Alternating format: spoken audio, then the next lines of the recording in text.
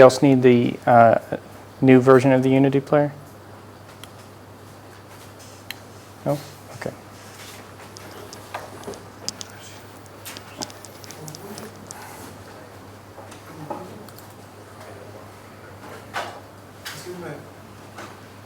Is it ready to go?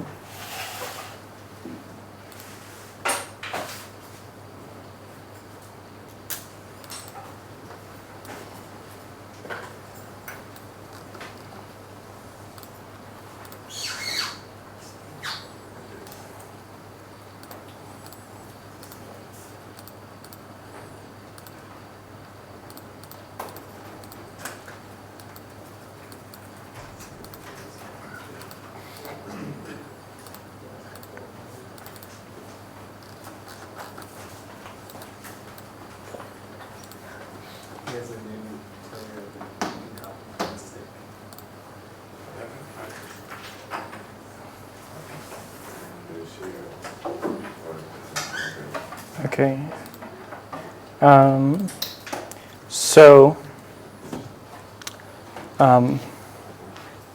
Why don't we go ahead and get started then? Is the mic working okay? We're all good? what? The microphone. I'm just checking. That's just for the recording, right? Yeah. Okay. Since they don't understand English, the question Might not. I guess if it wasn't working, they would tell you. Yeah. Okay. So just as a quick review, I mentioned to you guys before that we specify a series of actions here.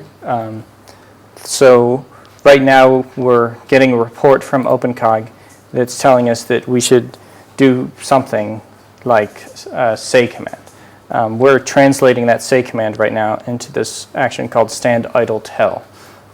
So it will try to tell us what it's thinking and what it's feeling.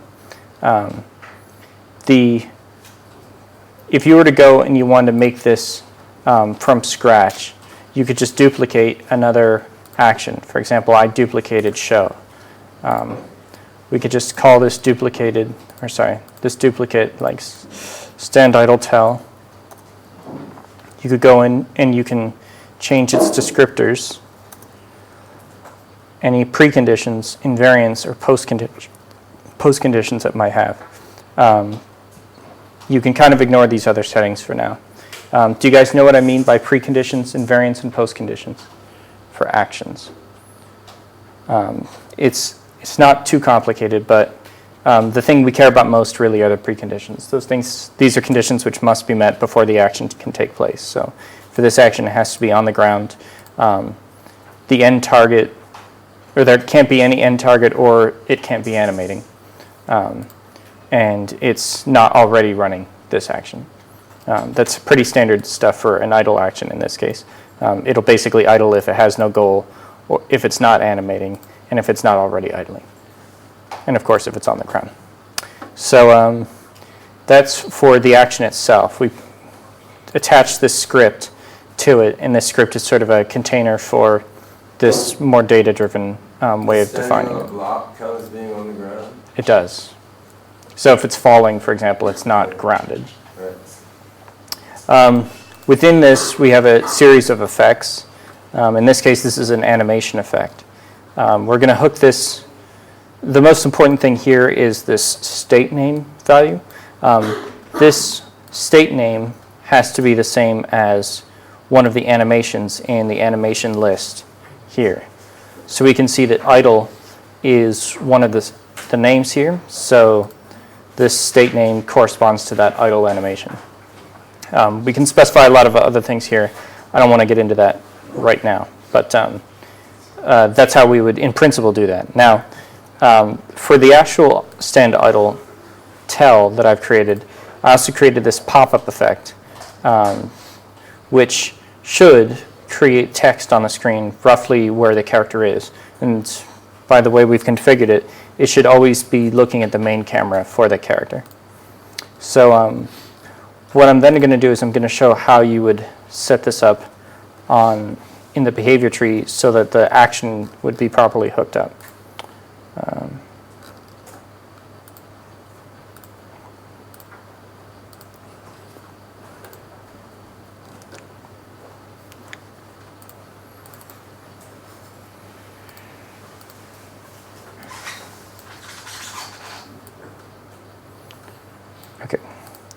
So we see that we've already hooked up a tell tree to this, but suppose that we hadn't done that.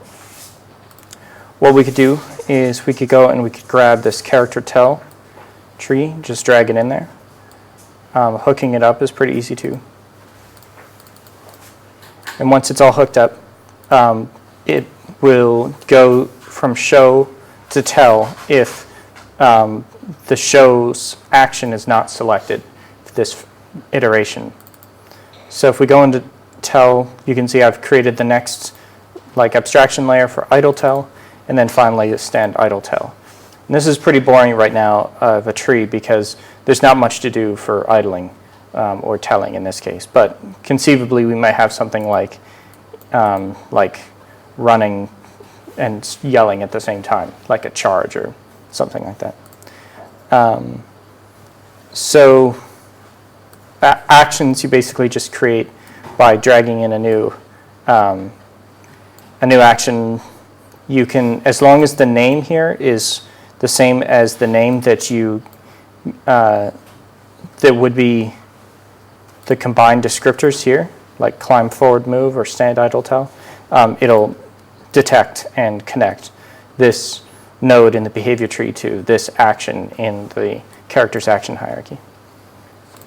I'm kind of explaining that because I'm going to do something a bit more complicated in a moment.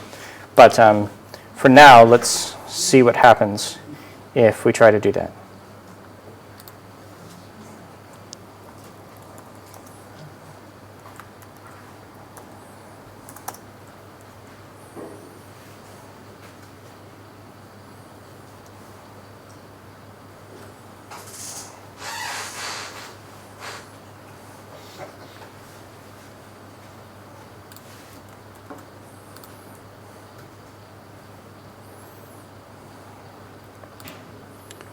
When you just fall straight through the world like that.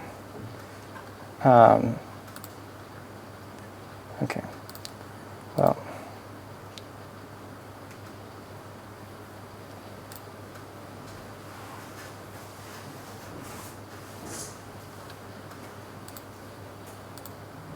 Oh, this is for the girl, isn't it?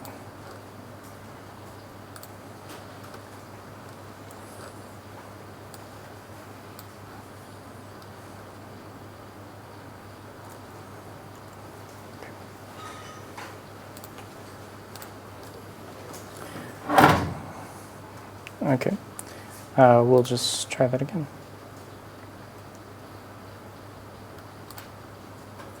So this time I'm just not going to create a battery block, just going to create a hearth block.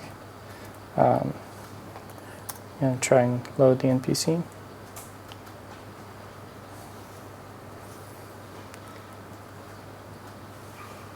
Now after it's done perceiving the world, we'll see those say commands that it starts saying. So here it started, and it says, "I'm so hungry." It says that in this case in the console window. I was hoping that the text asset would appear above it, but I guess that's still not quite working. But in principle, that's what it would do. We know that, and we can look through the debug output to find that it actually is or should be trying to execute that action. Oh wait, I remember that now. So let's say that you want to do something slightly more complex. If we look at the character again, and we look at the animations that are available, you'll notice that our artist has actually set up several different emotional states for the character, like angry, confused, disgusted, excited. We don't currently have any actions that correspond to that. So let's say that we wanted to set that up real quick. Do pretty much the same thing that we did before, but this time I'll go from the other direction. These will be shows because it's not trying to tell us anything exactly.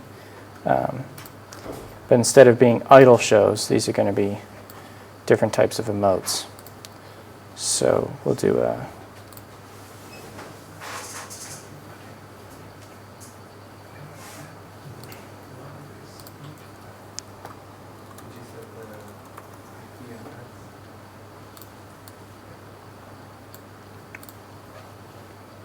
Oh, whoops. I created a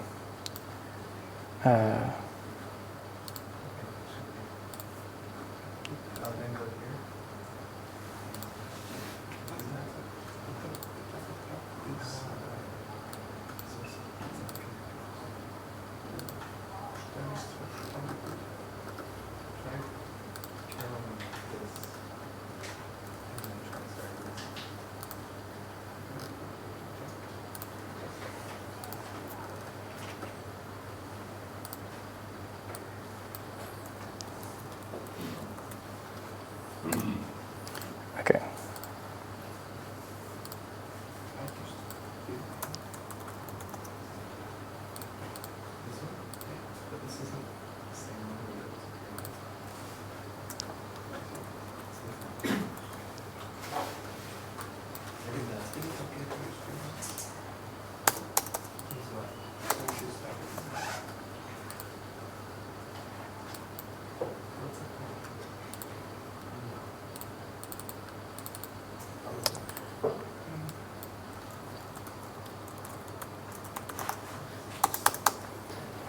That's weird. Okay, well, this is going to be called new tree anyway. I can't change the name there. Okay.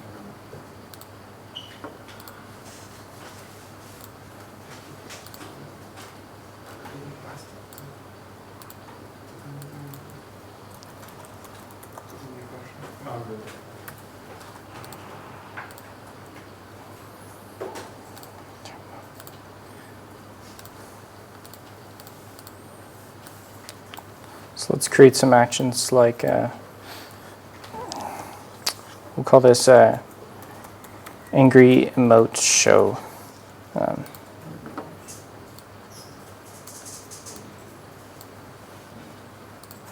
Or we'll just do sad emote show. A new behavior tree? Yeah, a small one.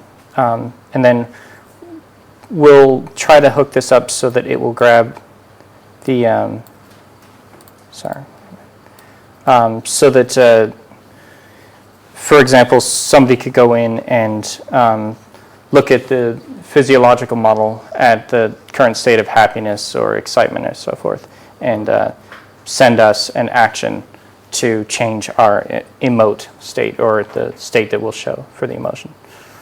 I can't quite do that on the that side of it, but I can try. Or I can at least set it up so that you guys can take a crack at it. So, so we've built the behavior tree using those new items. Let me just make sure I have it all connected. I forgot to double check that.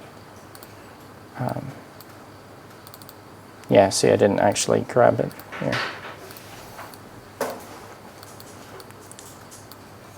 So now it should all be hooked up.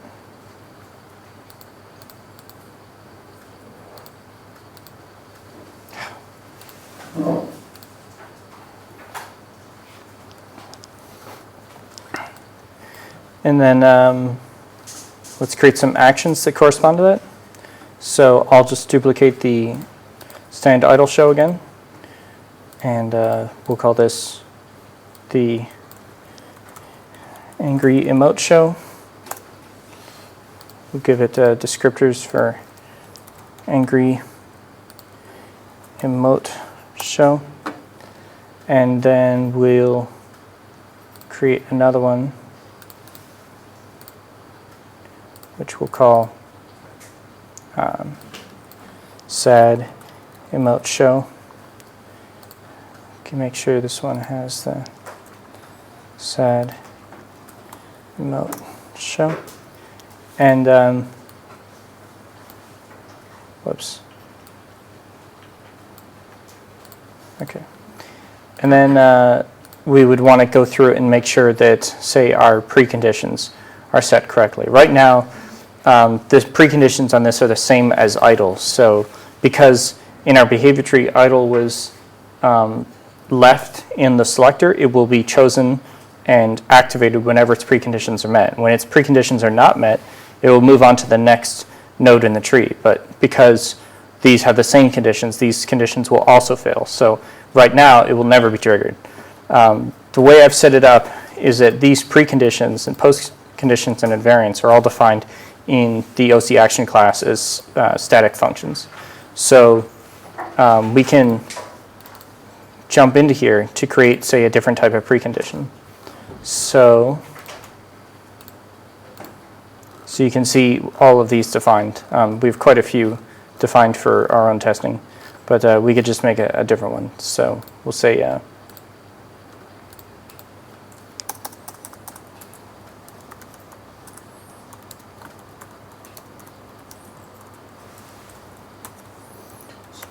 is source angry?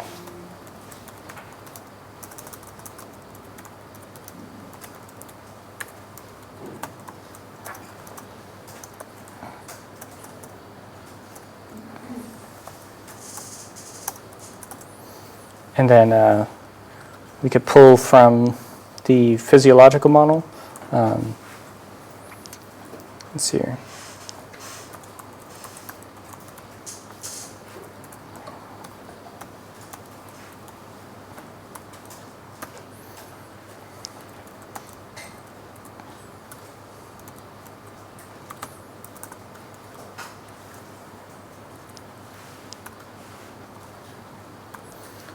You can look for examples in the code to see, like, for example, this convention for grabbing a game object.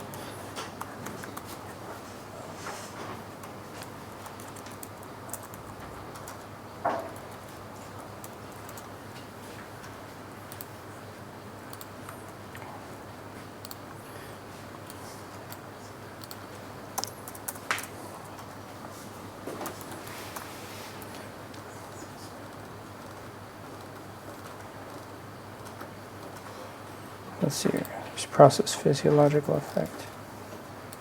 Yeah. Let's look at what we got in this file. We've got energy, fitness,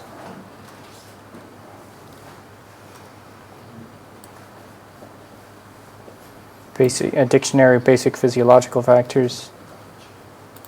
What are the basic physiological factors? Drink pee increase. That sounds disturbing. Yeah. Eat poo increase. Wait, what's that? Yeah, I guess these what are. increases when you eat your poo? I don't think it's literally meant to that. So anyway. What is it? I'm pretty sure that that's the amount that your need to eat and your need to poo increase as you consume food. Like your need to eat. They're proportional? I think your need to eat decreases and your need to poo increases. Anyway, it's a little bit wonky. It's less interesting. Well, I mean, we could make it more interesting, I'm sure. Does the robot need to poo ever? Technically, no. How about non-technically? Well, I mean, you'll have to ask the robot. There's no shit animation for the robot, is it? I've never No. seen it, like making metal shards or in the world. I mean, we can fix that, but there is a class project for the afternoon. couple random stuff. Yeah. If we want a human-like intelligence, I mean, Okay, so yeah. Well, this is going to be a bit more complicated. Let's go back to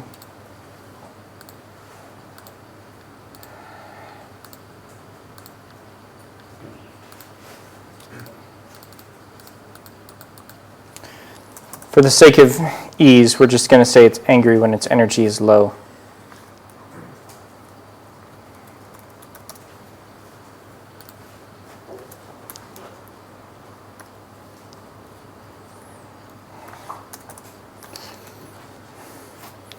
And so basically, is source angry is a function which checks our physiological model, and it returns true if our energy is less than 50%. So we would then go and we would just say, for this angry emote show, I'm going to change this one since this is the main condition of the idle, we'll just say is source angry. And that's how you would set up the precondition for that. So hopefully I forgot the most important part. We should definitely set this to idle angry, which should actually hook it up to this idle angry animation here. So then, assuming everything else is set up correctly, we should be able to see this happen. So let's hit apply.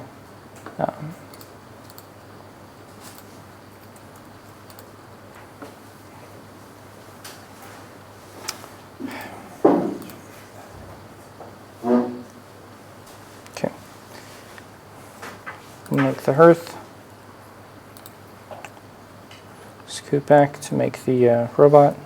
Before we do, let's make sure that server's working.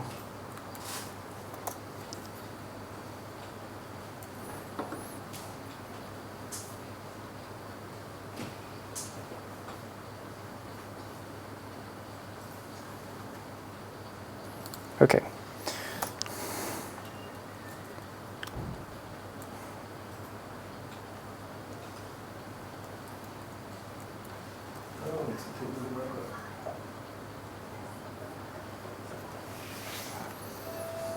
Can you fly if the propeller goes fast enough? No, not yet. Actually, we hadn't planned on a fly animation for him, so it will take a little bit of time for the energy bar to tick down, but What are all those green and red verses signify? the green specifies his start position for the current action. No, I mean the clouds of things coming out. Yeah. The green is the green particles are supposed to be centered around the start position of the current action, and the red around the end position. Because this is an action where he doesn't move anywhere, No, it's all the same. it's all the same. For other types of move actions and things, it would actually change.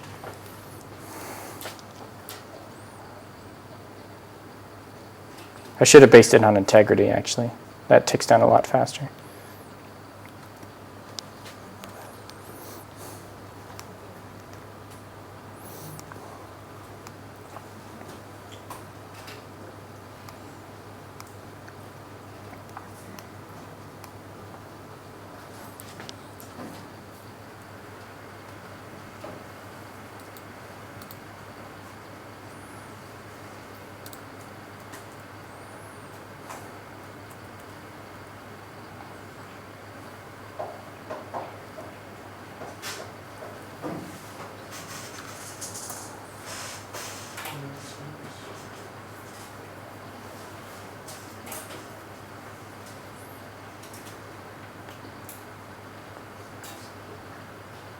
Yeah, the idle animation is a bit too stringent right now, so we're not seeing him be angry, even though he technically should be angry.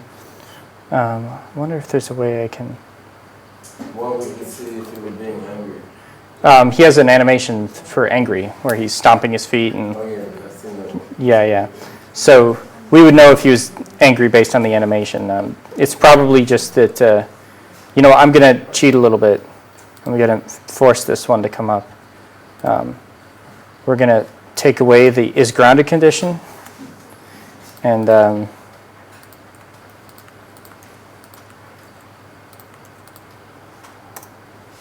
so now he's going to be angry whenever that. And we're going to base this not on energy, since that takes a while.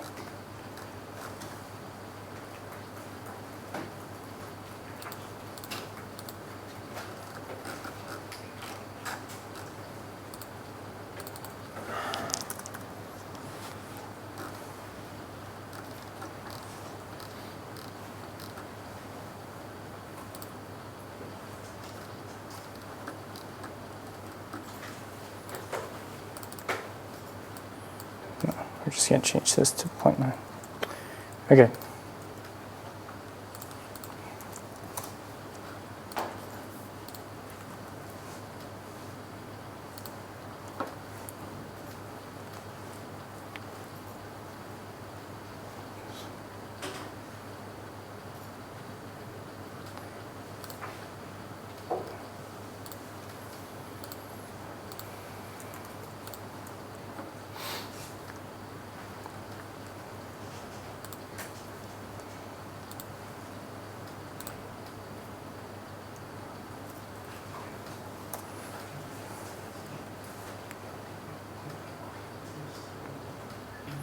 Yeah. I must have started it poorly last time. Let's restart it.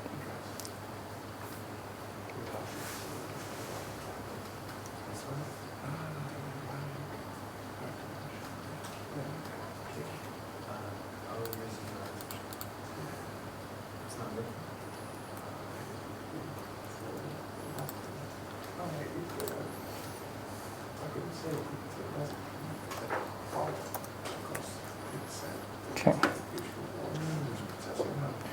Great. So now we're connected. So, hey there, robot. Oh, I crashed it. Fuck. Okay. Well, I was hoping that by forcing him to fall, once his energy got low enough, he would assume the proper angry position. But he's had the last laugh. Why do you always build the Earth?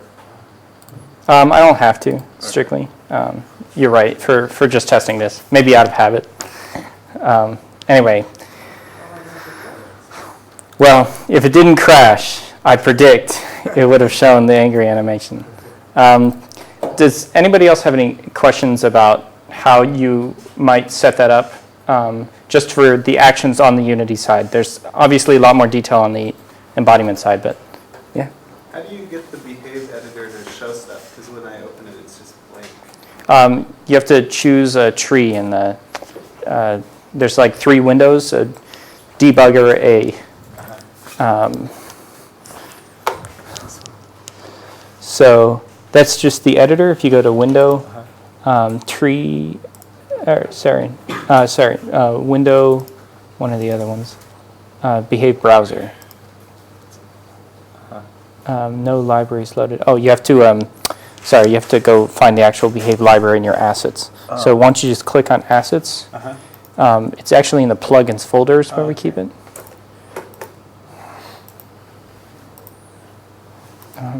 Just at the top level there. So you select that one, and then you select edit library. Oh, thanks. Yeah, sorry about that. Is there anybody else that wants to install the player? Okay. Well then, if you guys don't have any more questions, or if there's not anything else I can help you with, then that's probably it.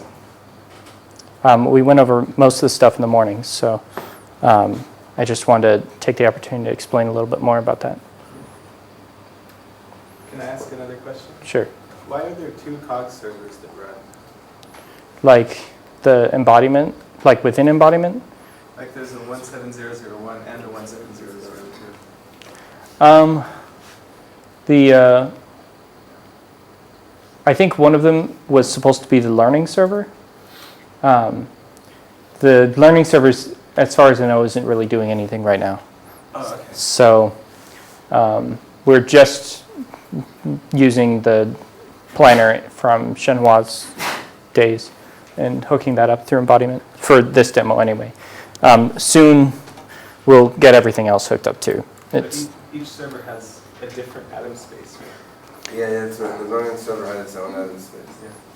For the time being, yeah. And the learning server was basically used to wrap up Moses, which learned tricks by imitation and reinforcement. Okay. So yeah, I guess we will take a 5 or 10 minute break while Ruiting finishes making her presentation, and then she will talk about the natural language processing. Okay.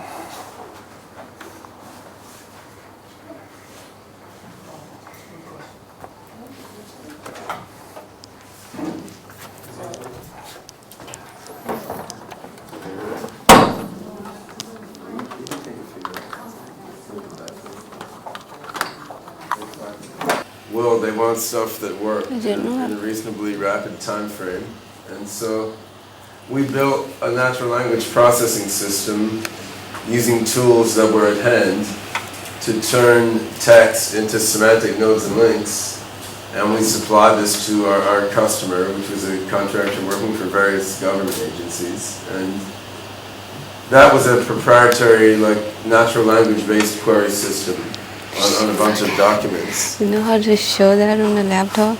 Give me a moment. Oh. You have to go into system preferences or whatever it is, Yeah, and get but displays and then mirror displays. I know, but I can't get the mouse work on that screen. Oh, the mouse isn't there? Anyone see the mouse pointer? Oh, it's here. And then we'll go there, right? See, no. Okay. You have to Okay, get I know the system thing and get the display, and then go arrangement, and then go mirror displays. I know that. Yeah, so we basically built a natural language understanding system because we were getting paid to do it, which is always nice to get paid. And it connected to what was the predecessor to the Atom Space, the Semantic cognition engine. So then when we open sourced OpenCog in 2008, that was a kind of a portion of a prior proprietary system, the Semantic cognition engine. We tried to leave out the most messy parts. Although, in doing so, we left out a lot of cool functionality. There was also a lot of hacking. And Let's see this. we included in that, Lake is trying to mime the right way to go. We included in there some of the NLP tools that we had built. And these have been maintained and improved bit by bit. I mean, a couple years ago, Beijing built a prototype language generation system, and is now in the middle of improving the language comprehension system. So I've thought a lot about how this fits into the big picture. And what I hope we can do in the coming years is use this language system she's going to describe now as the initial condition for language learning. Right? Have it learn language by experience from reading documents and in the game world. But instead of having to learn language from nothing, let it learn how to change around and improve this language system. So we're starting from something that sort of works, basically. So the high level status is now we have language comprehension, going from English to nodes and links, that sort of works. And she's improving it, making it better.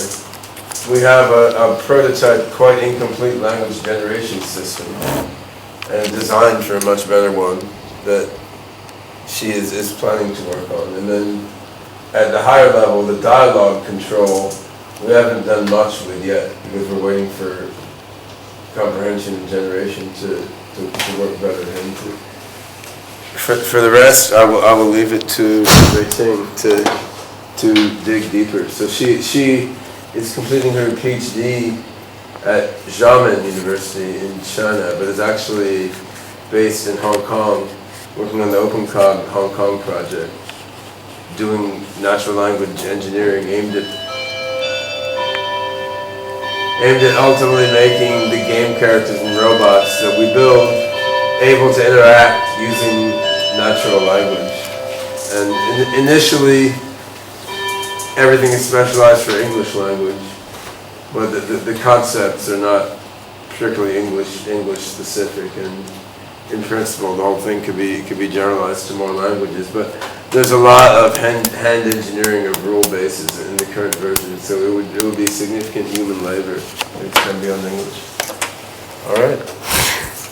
Thank you.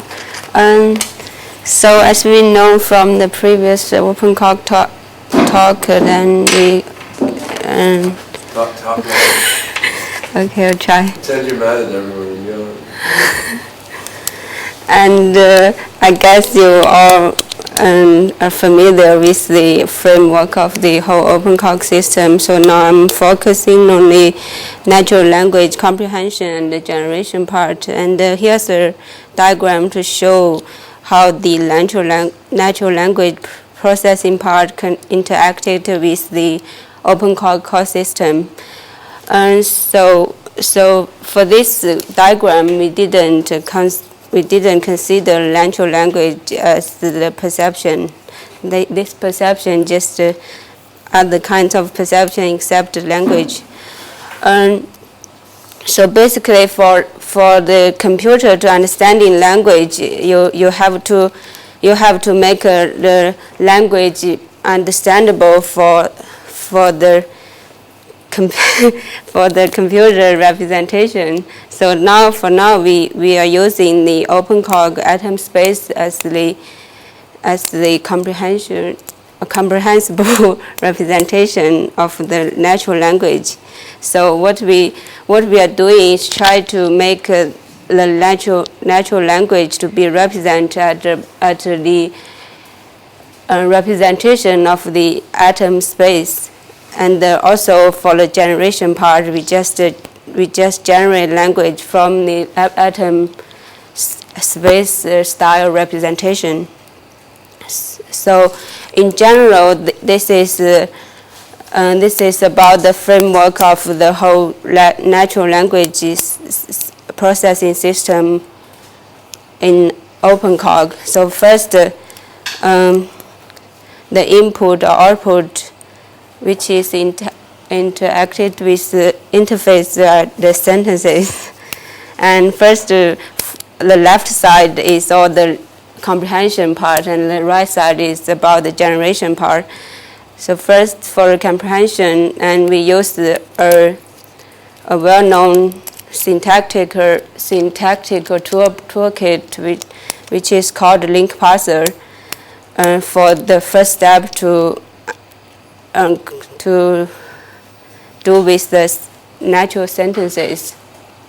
Then after we got the syntactic representation, which we call link parsers, then we use some hand coding rules to map into the atom space representation. Then after we get a little data, then we can use subgraph mining and inference to get a lot of knowledge from the sentence itself. For the natural language generation part, also we start with the atom space representation, then use some algorithm called constraint satisfaction algorithm to map into the syntactic level link parsers, then use some word planning algorithm to generate well-formed sentences, which will be understandable for human. This is a bit complicated diagram, and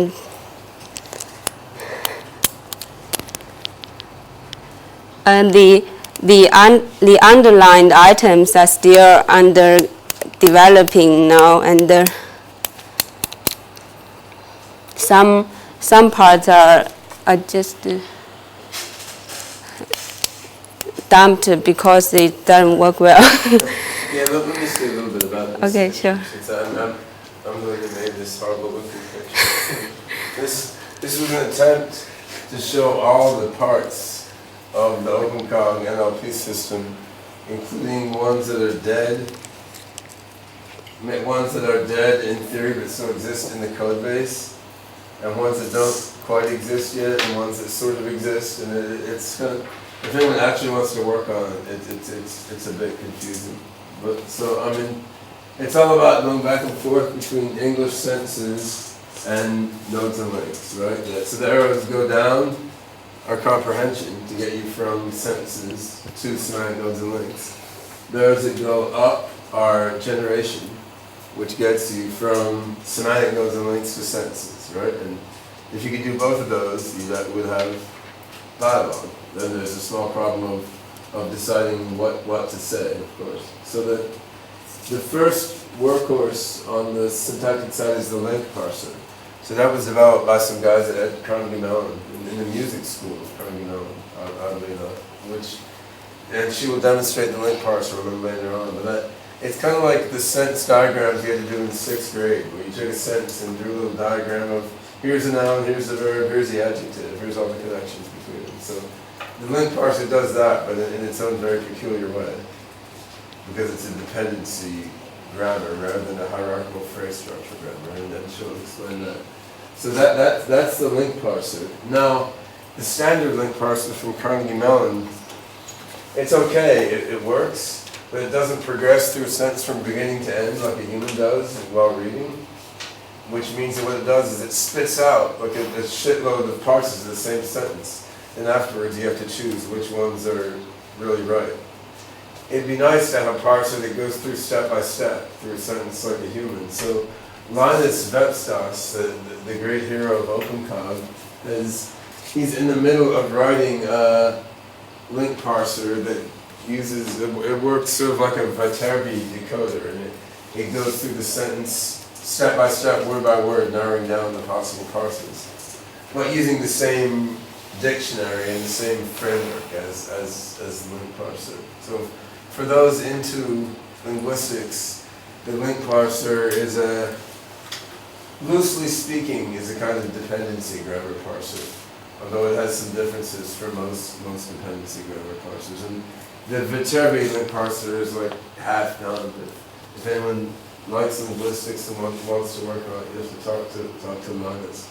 So after you've done the link parser, what you have is a syntactic sentence diagram. Then, how do you turn that syntactic diagram into semantic? So RELEX, which stands for Relationship Extractor, was built in 2004, 2005. And that builds a somewhat more abstract set of relationships. So it builds, say, conceptual subject-object relationships. This thing modifies this. This is a kind of that, and so forth. It's still somewhat close to the syntactic level, but it's more abstracted. And it's a bit like the output of a parser, like the Stanford dependency parser, if anyone's into computational linguistics. So then, all along the way, you can turn things into atoms. Like you can export link parsers into atoms, and we do. You can export the output of RELEX, which are a little bit more abstracted relations, into atoms, and that may all be useful for various purposes. But to get more abstract atoms that really get the high-level conceptual meaning of language, we had yet other rules. So we had something using a linguistic resource called FrameNet. That was like a rule base of 10,000 rules that some guy in Washington hacked. And I mean, it ultimately didn't work very well. Like most, it served the needs of a government customer for a brief period of time. But in fact, it may still be serving their needs somewhere deep in the bowels of Washington. But it's fairly limited. It kind of tried to do too much disambiguation and try to parse out the exact semantic meaning of something, kind of like sight. So one of the things Beijing is working on now is more modest but more effective set of rules for taking the output of RELEX, which are kind of semantic relations, and turning them into inheritance links and evaluation links in the standard atom space node and link framework. So this is again half-done Java code, which she'll probably show some example of, which turns the output of RELEX into more abstract atoms, such as are acted on by PLN and so forth. This system is still there in the code base and does it. It just has various problems. For simple things, it works well. For complex things, it generates a large amount of wrong interpretations and then gives reasoning a lot of work to filter through them all. Now, this arrow here says parse selection. Now that means the link parser may output 2, 1, 5, 20, 100 parsers for a sentence. Some of them capture the correct meaning, some don't. Now, if you have some output about what would be the semantic interpretation of that parse, that may tell you why the parse is wrong. Right, and the classic example is like, I saw the man with the telescope. So, are you looking through the telescope? Or is the guy holding the telescope, right? Now, both of those are syntactically correct, but the semantic meaning may or may not match the context. You could use that semantic interpretation. You go back and then select them on parse selection. But then, the other way around, we have language generation. And there's a crude prototype system that was written by a Chinese guy named Lao Rei and Xiamen, and then built on a bit by Ruiting, which goes from these RELEX relations into these link parse relations.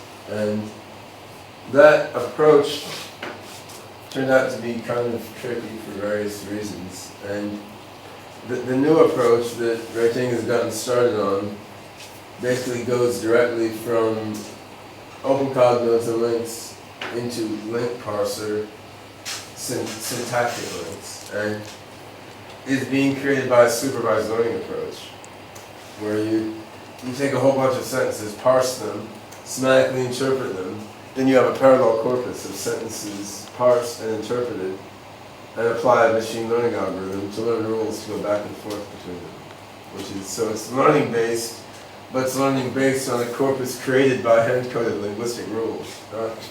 Now, so all through here there's a bunch of rules. There's a whole lexicon here, which is insanely complicated rules of grammar that she has had the misfortune to be editing and improving for the last couple months. Then there's rules here for creating more abstracted versions from the parse trees. Currently, these rules are stored in a bunch of specialized text files. In principle, all those rules can be put in the atom space, where they become cognitive content that can be learned and modified by experience. And that is ultimately where I'd like to see the language processing module go, is don't throw out all this nice stuff that, after all, works very well for a large number of English sentences. Instead, put it in the atom space, make it cognitive content, and let the system learn language, starting from all the rules underlying these things as the initial basis, which is not that human-like. I mean, we have presumably a much different sort of inductive bias for language learning, but is perhaps a pragmatic way to proceed. And so that, yeah, the ones underlined here, as Ruiting said, are things that don't actually exist yet, or like halfway exist. I mean, there's code for the Viterbi link parser and this, and there's been some experiments done here, but there's nothing that you could use. Whereas the things that are not underlined actually exist, and the things that are X'd out exist, but we're not using them because they don't work well. All right, now. I know I was told a long time ago, when you give a speech, you should first tell everyone what you're going to tell them, and then tell them, and then tell them what you told them afterwards. So now I've told you what she's going to tell you. Could you specify what kind of representation does the real X provide? Yeah, I'll show later. It's a graph. I mean, it's a tree. They're trees. It's a ornamented tree where the nodes contain the words of the sentence and the ornaments contain the relationships. Internally, I mean, externally, she'll show you some of the printouts. Yeah, thank you for clarifying. So first part, I'm going to introduce a little bit about the link parser. So the general idea of link parser is just consider words as the blocks with the connectors coming out. So for a sentence with a lot of words, then you have to find the corresponding words to match yourself. Then get a whole parse tree or graph for the sentence. So first of all, the link parser has to use the dictionary. So I'll show you how the dictionary looks like. It's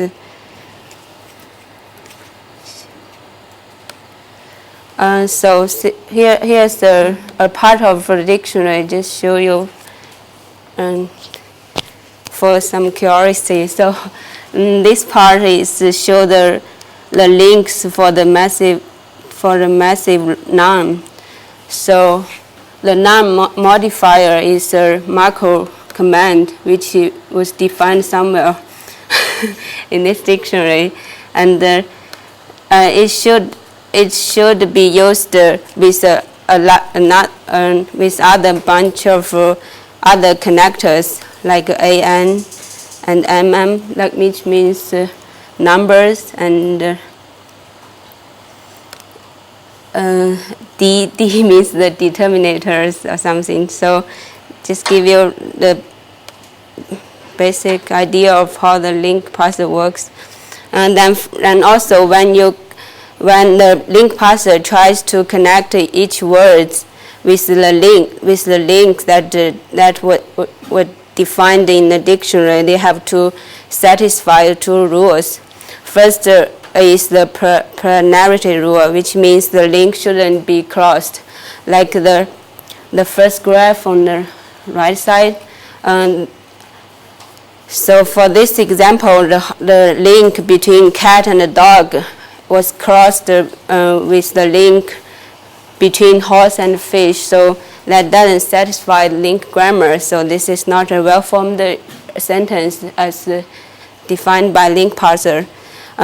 Second, it should be satisfied by the connectivity rule, which means each word should have a path to some word in this sentence. Like the second graph on the right side, we can see there's no link. You can't find a path between cat and the dog. So that's also not a well-formed sentence according to link parser.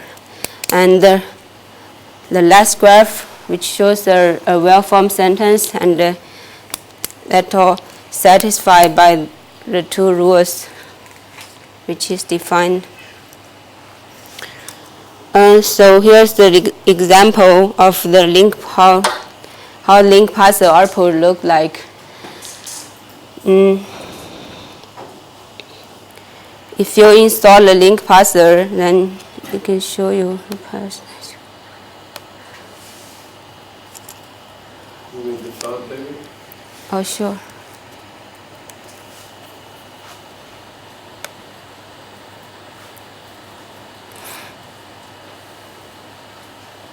Sorry, I don't know.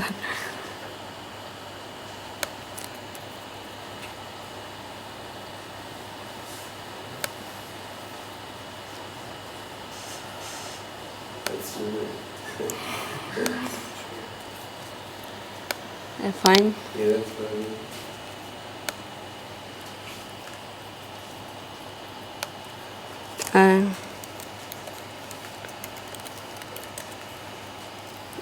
So just import the sentence. We just demonstrate the cat chased the snake.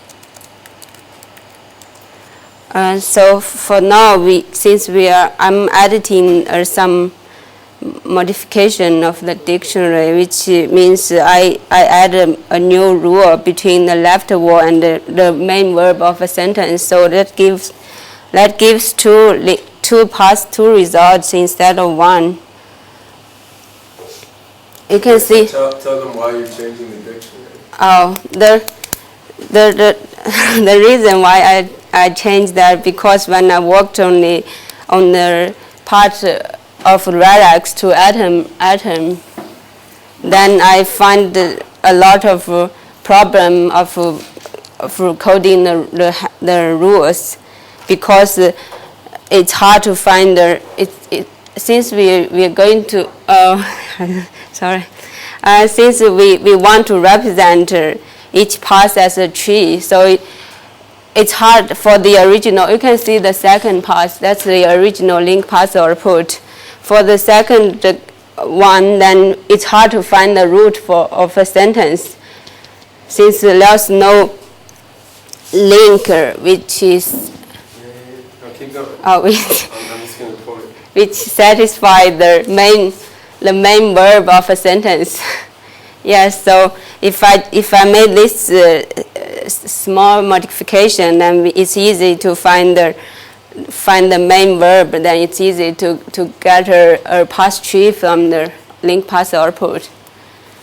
Yeah, she wanted to compare the link parse to the atoms, the kind of semantic interpretation.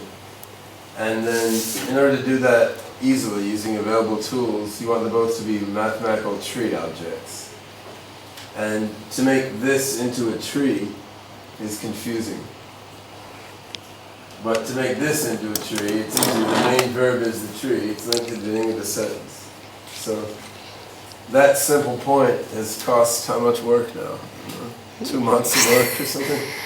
Because the link parser dictionary is horribly complicated. When you change one rule, it messes up hundreds and hundreds of other different rules. It's a lesson in how annoying rule-based linguistics is, but it's also a lesson in how the different parts of the AI system interact with each other, because the parsing fund, I mean, it will parse grammatical sentences and not ungrammatical sentences. On the other hand, when you get to the next stage of semantics, you realize actually you need the syntax parse to be different. So all the pieces have to be adapted to work with all the other pieces, which makes things a big pain. Yeah, so now I'm going to explain a little bit about the meaning of each links of this example. So we add the left word because we want to satisfy the connectivity rule of link parser. So we can have a link between the left word and the last sign of a sentence. So the link between there and cat is just determinator, and the link between cat and chest is just the subject. The cat is the chest subject, and the snake is the chest object. Then it's also the determinator, in a sense. Then the new link I added just connect the left word and the verb, so we call that WV. So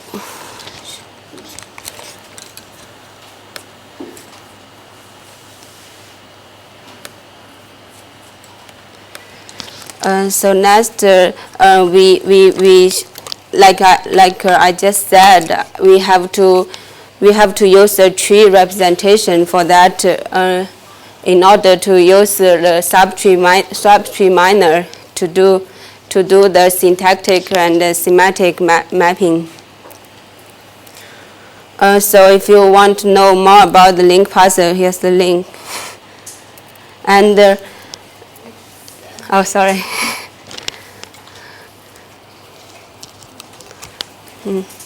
So we sort have might be useful to mention a little bit about. So for this tree, it's if you know linguistic, then you can say it's very similar with the dependency parser. But the big difference between dependency parser and the link parser is just the link parser allows the the circle, the cycle of yeah. So it's not only tree. Sometimes it might be a graph or something for the link parser.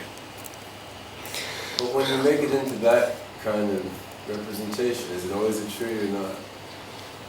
Yeah, that's very rare to get a graph. It's very and it would be a directed acyclic graph, then, right? Yeah. It'd be a DAG. It has arrow here. I showed it. So the first attempt to try to get the semantic representation for OpenCog is we use a tool we call that RELEX, which means semantic relation extractor. This step is just a rule-based system. How to say, just very based on the link parser output. We defined a lot of rules to map each link output to some certain semantic relations. So this is the graph. The graph shows the basic idea of how RELEX works. First, we just give you the link input to the link parser and get some link parser representation. Then we extract some feature structure representation from the link parser output and use the sentence algorithm apply just the rule base. So you just transfer each link of the link parser output, then get some some middle level representation of which is a feature structure representation of their sentence. Then after you traverse all the links, then you can have a relax semantic relation output. So I show you one example. Oh, here's the example. I'll show you by the code.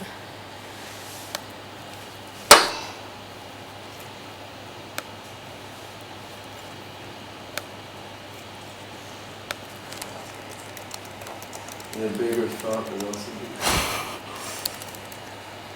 It's harder. Sorry, I'm kind of blind. So yeah, you can. I don't know how to change that. On Apple, you can just magnify the screen. Can you just like Apple Plus or something? Oh. No, that It works. doesn't work in Eclipse? Eclipse is not transforms. Alright. Yeah, you can see the first output is the link path output here. Then after all, we have a lot of we call that dependency relations, which is not only dependency here. Some are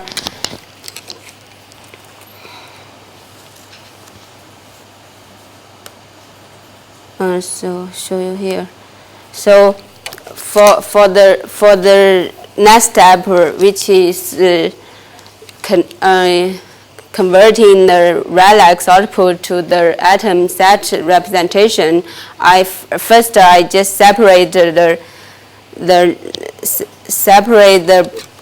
binary relation and the unary relation from the relax output.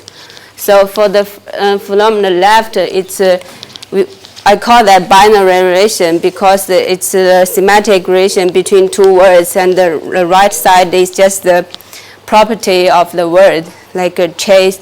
In that sentence, chase is a past tense, and the cat has a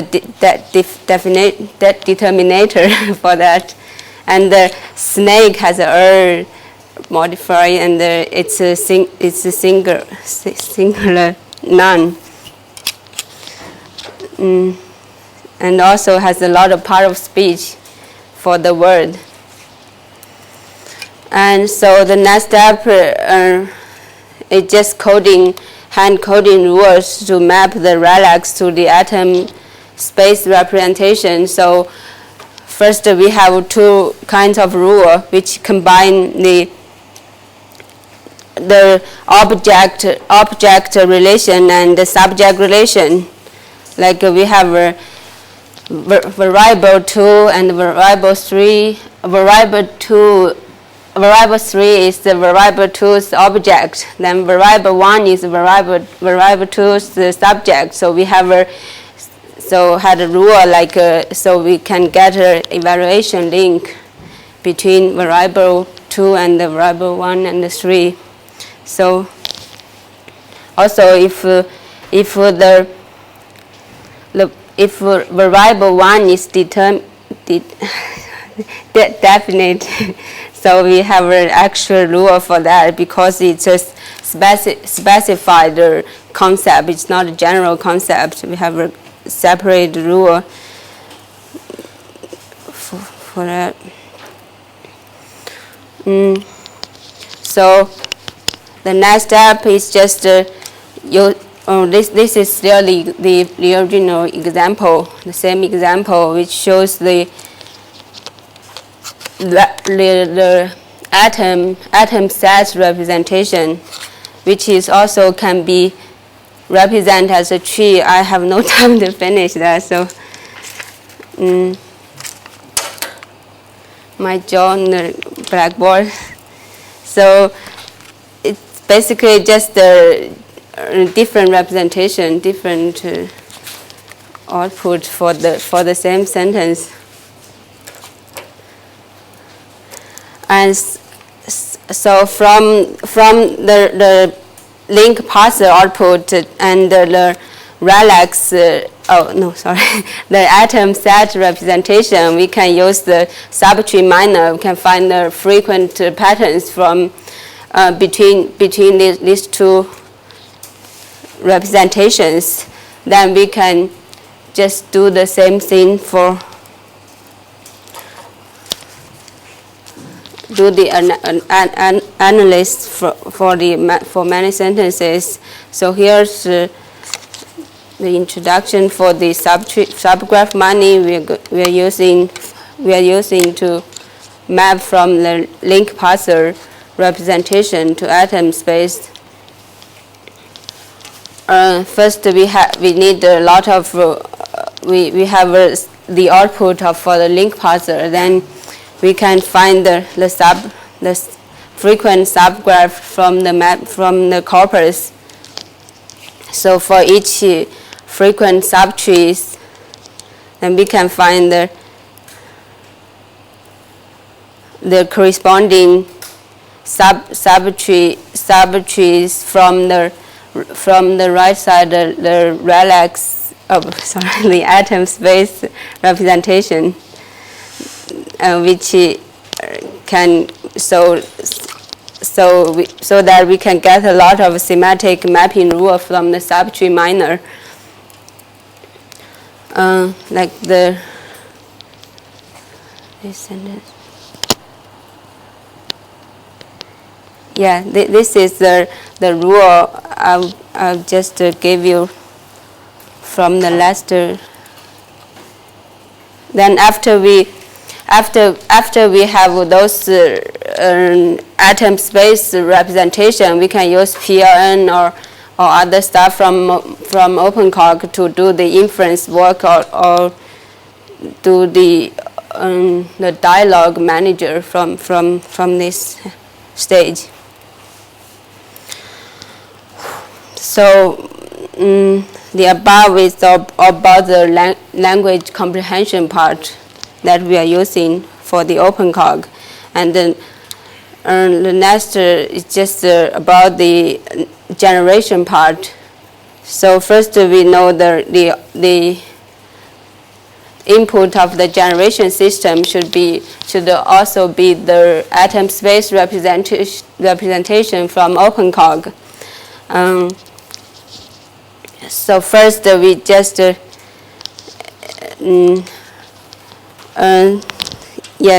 it's about using the same rule we mined from the subtree minor, so we can use that in the other direction. That has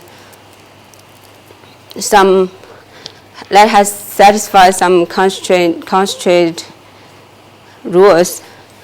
Like we defined these constraints here, like the nodes neighbor should cover all the nodes in the comprehension rules. It's kind of messy. This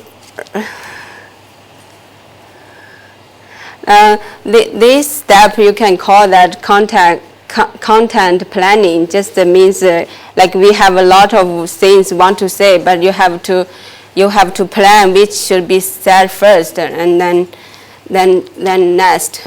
So for this step, we want to find something that have to say first, then give a bunch of constraints to get the result from here. Get the atom space relations from here. Also, if you want to say a well-formed sentence here, then we have to satisfy the rule from the link parser also. Otherwise, the sentence will be not well-formed, which can't be understood by people. So here's the example of like here we have a bunch of atom from the left. We have a bunch of atom space representation that we are going to say. Then we use PLN to inference it to get a reasonable representation which can be formed a sentence.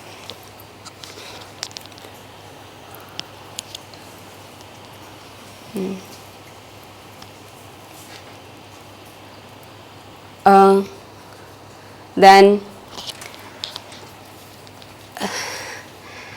deer. The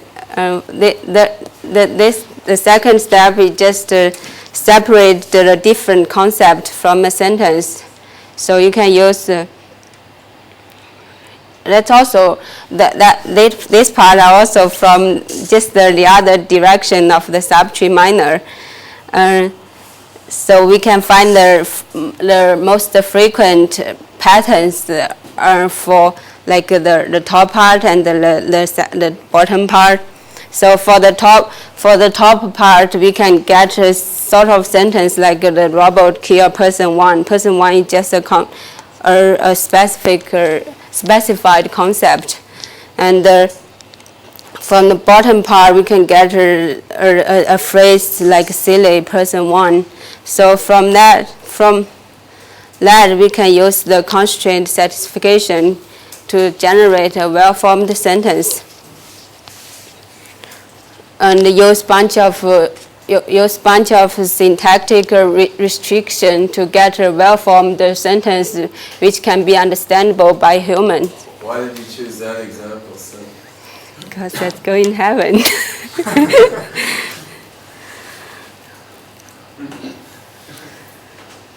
So I'll show you some examples about how I code the relax from the relax to the scheme file, from the relax rule to the atom space representation. Yes, so I didn't get this OpenCog scheme shell work on my laptop because of some unreasonable reason, I don't know. And because when I built the Cog server, I got a lot of errors of link the live file to the main live file, so I can't go the Cog server. So here's you're trying to get it to run on OS X, right? Yeah, that's a problem. So here's some example about how the rules for relax to atom space representation works.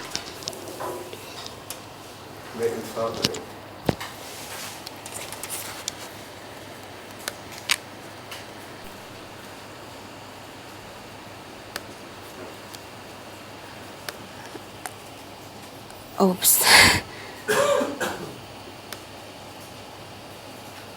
Yes, it's the wrong type. And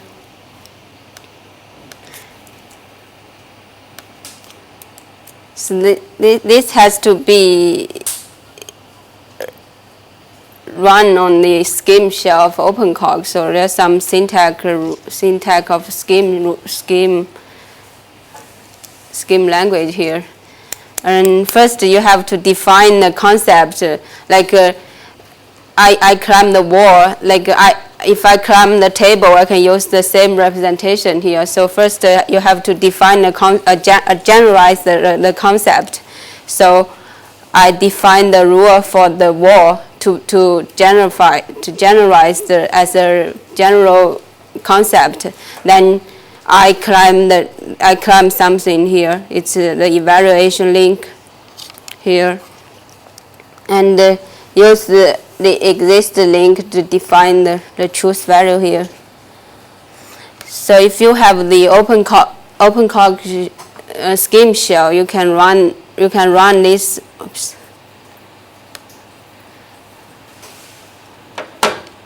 You can run this scheme, and then generate the atom space representation I just showed from the slides. And for the second sentence, we have some rules to generalize that, because I climbed climb is a past tense, so we have to generalize the verb also.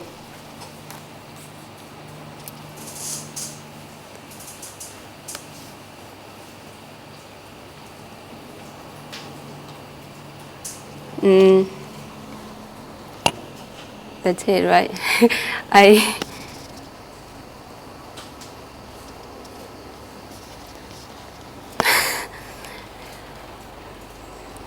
It's very similar because this is a past tense, so we have to specify that is a tense. That's a past tense because that's different than the general concept. So if you have specific questions, you can ask. If you have abstract questions, you should ask Ben.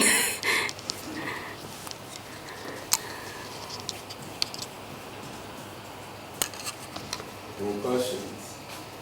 Is it relax to atom space? Yeah. And does this model that was on the picture, this generation of natural language already works? So. Yeah, the current language generation work hasn't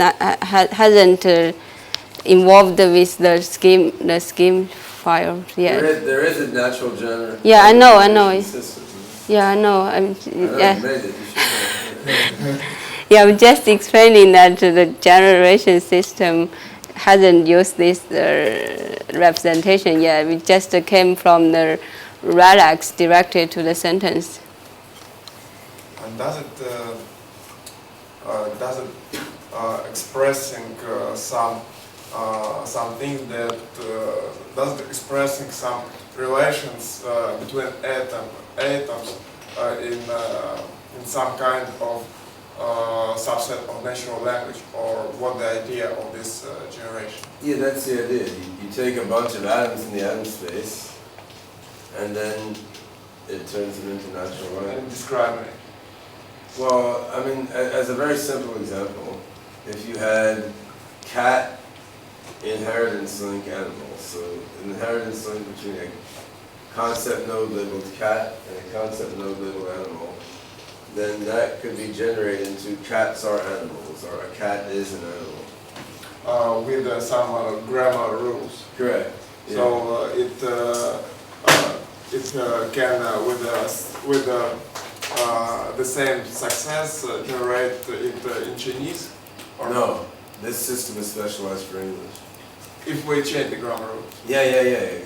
But that is, well, in fact, the link parser has a Russian version, no Chinese version, but the later stages of the relax and so on would also have to be changed. But the hardest and most laborious part is already done for a number of other languages, but not for Chinese. What language does link parser cover? Do you remember? Only Russian and English, right? Are you sure? Link parser? Yeah. Yeah. Okay. English and Russian. There you go. No, I mean, can I use it as a translator or not? Is there any possibility to use it for translation? So that's an interesting topic. So I mean, actually, we've been looking at doing research on that. But I think if you look at the history of machine translation, a long time ago there was the idea of an interlingua approach. So we'd have some common language to serve as a center, and then you would translate from, say, English into the interlingua, and out from the interlingua into Chinese or whatever, right? And that seemed very appealing, and no one ever got it to work very well at all. What's done in machine translation now, of course, is just statistical corpus analysis. So you have a large parallel corpus with a huge amount of documents in English, a huge amount of documents in Chinese, and then you kind of learn statistical rules mapping between the two. And I mean, you see Google Translate is pretty much the state of the art there, and it varies a lot based on how similar the languages are and on how big their training corpus was. Like English, Spanish, there's a huge parallel training corpus. The Chinese translation of Google Translate is pretty horrible. There must be a large training corpus there. It's just because the languages are linguistically pretty different. So this, as a translation approach, would sort of be back toward the interlingua approach, where the atomese, right, the atom space is the interlingua. And I think that you're not going to get a good, pure machine translation out of the atom space as the only aspect of your machine learning, of your machine translation approach, until the system really fully understands language at human level, which means first you make it an AGI, then you do machine translation.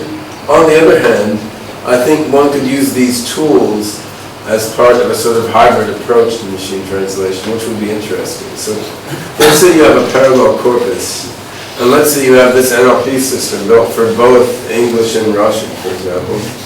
Then you can annotate the English and Russian text with the parsers and the semantic understanding. And then you can do your statistical machine translation stuff to find parallels between the semantically annotated English and the semantically annotated Russian.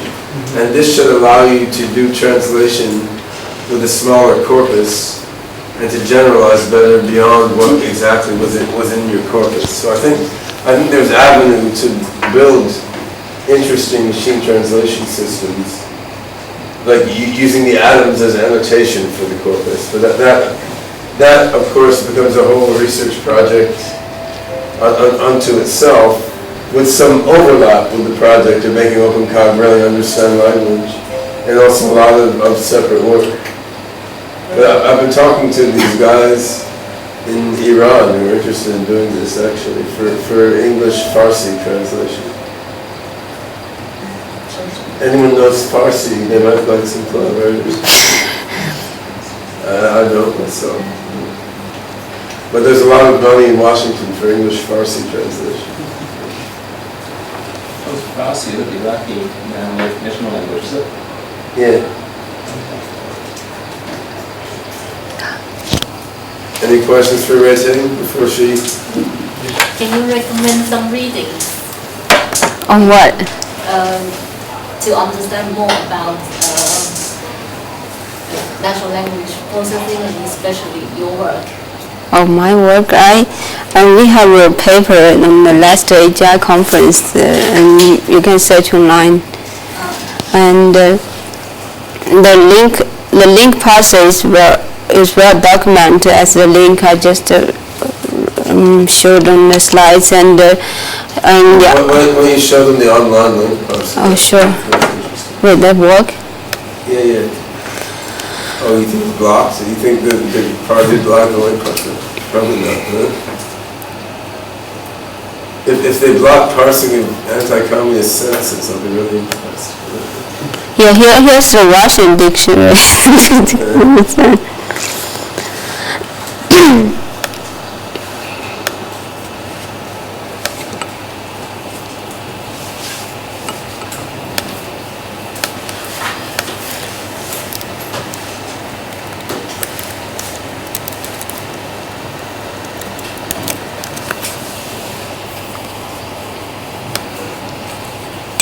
Oh, here the online system is different from the system we are using. It's slightly because we changed the dictionary a lot after it's going online.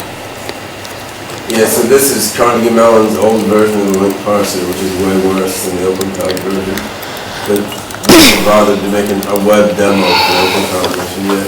So this version gives a basic idea. It just does. Yeah. So you can see the different. We added a lot of links for the same sentence I just showed from the slides.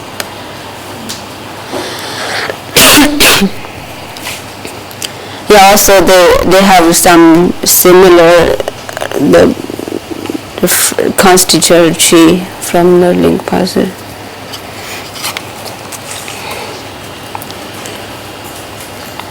And for the relics and the other part, we have some instruction on the OpenCog wiki page. And why does it say that it is tree? You said that it could be not only tree but different graphs, or is it only in the OpenCog implementation? Oh, because the constituent tree, try a more complex sentence, Richard, so that, because the constituent tree doesn't go all the way down to the word level. It's a graph of phrases, basically.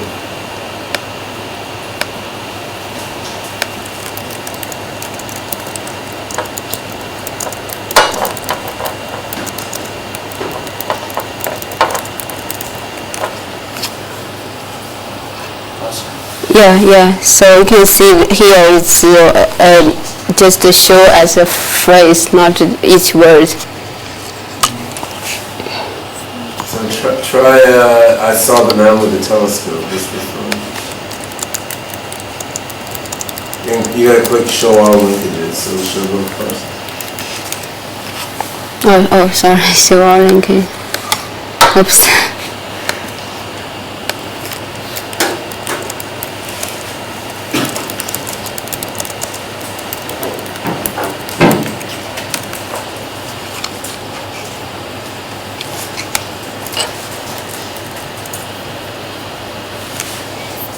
Yeah. Yes. The two parsers correspond to the two preconditions. So this is a quiz to see if anyone understands. Yeah. So for the first one is don't tell them. Okay. So you can figure it out. Now, which parse corresponds to which interpretation?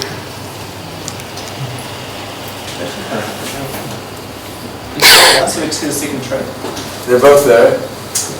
yeah. The linkage means the tree. Yeah. This is the second. This is No, you shouldn't need to see the tree. I use this as a job. I use this as a job interview question. That's the point. Well, if the tree has the answer in it, it's a binary choice. So then the first tree should have the answer to it. If I had to pick it as a multiple choice question, I'd probably go that, say that the first one is, I had a telescope and I saw the man. The second one is I saw the man and you get a telescope. Congratulations. Yeah, because for the first part, there's a link between with and the saw. That means using telescope to see the man. See, with links directly to saw, right? So the seeing is bound to with. Here, with brings to man. So the seeing is bound to man. Hey, just for fun, show them the link parser dictionary. I just showed, right? No, the actual dictionary file. Yeah. Did you show it? Yeah. Oh, I didn't see it.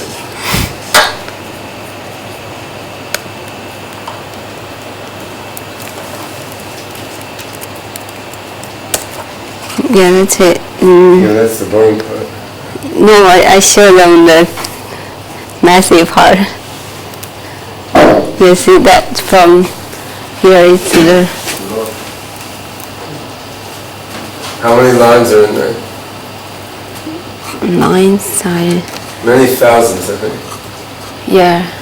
To complicate it more, this and isn't really an and the or isn't really an or. It looks like Boolean logic, but it's not. It has its own particular logic to it. Yes, so the parentheses here is very important, which I hate that. There are different kinds of parentheses, each have their own meaning as well. So there's thousands of those rules in there, and if you change one, trying to make a sentence parse the way you like, then it will make many other sentences parse the way you don't like, and you have to go and change other rules and other rules and other rules. And it really makes you understand why automated learning of language would be a very good thing.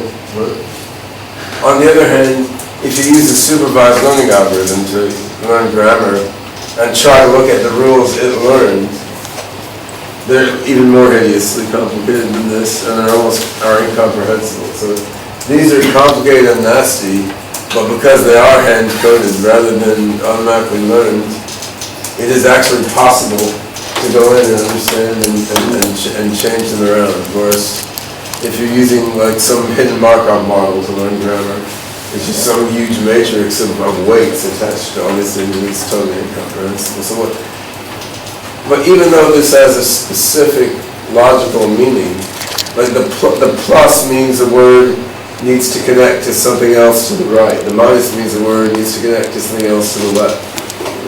So these kind of specify which words each word needs to connect to the left and right, in which this and this, or this and this, and which ones are necessary, which ones are optional, and so forth. some of the rules even pertain just to one word. It's a very strange word. Most of them pertain to a large category of words. Actually, those specific has a lot of cases actually, Yeah, let's see. especially the verb. The verb is another. So you must have felt like some sort of romantic novel, and then it came that after that sentence is the problem. Yeah. I mean, this is a open source project, right? So, although I think who has ever edited the dictionary? Only the Carnegie Mellon grad students years ago, Linus and you, I think. It's probably fewer than maybe 6 or 7 people who have ever had the stamina to actually understand all that syntax and editing, which does not include me. I mean, I basically understand, but I've never actually dug in that deep to change that file, which is quite scary. However, even though it's in a peculiar sort of language, one can take that and import it into the atom space, and I mean, it's a specific formal language. So what I'd like to do, import all this into the atom space, and then let the system add on to it by learning and change the rules around itself. When it sees something that doesn't work according to those rules, automatically modify the dictionary to make it work. And that seems not an incredibly hard problem, actually. I mean, I don't think that's more than a PhD thesis size problem, for example. But it's certainly, it's like more than a couple months of work, anyway. But what you would get from that is quite interesting, because I mean, in the history of computational linguistics, you have rule-based systems where people hand code things. Then you have statistical learning systems, which is a very crude representation for language. And there have been attempts to induce language, to learn grammar like unsupervised from text, and it doesn't really work so far. But starting with a rule base and then having the system modify that rule base by experience would be a quite new approach within computational linguistics. And I presume we'll do it eventually in OpenCog. Of course, it'd be cool to have a system learn language from absolutely nothing. But in practice, it just seems a shame to throw out all this information rather than using it as a starting point.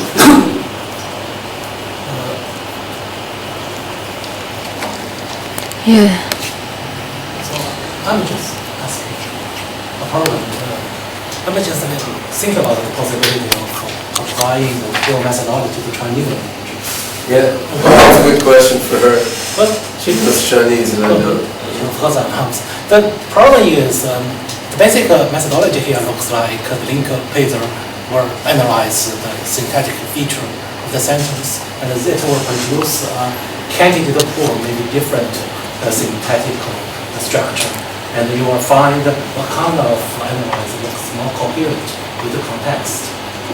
Well, there are dependency parsers for Chinese, so that part can be done for Chinese. When I say the Chinese is quite different, the first thing is you do not have nature grasp of words. We have just have characters, and the system. You're talking about word segmentation. Yeah. We have. There's loads and loads of tools to do word segmentation. Yes, I know.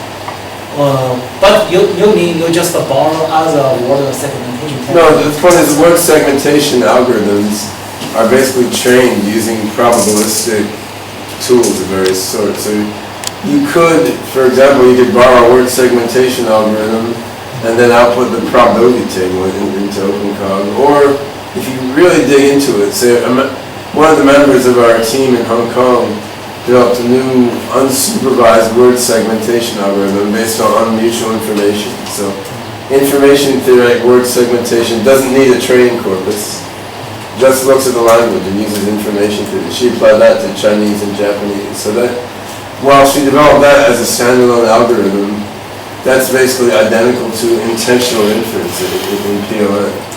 So actually you can do word segmentation just by pure information theory. So it is a separate thing that has to be dealt with. It's separate.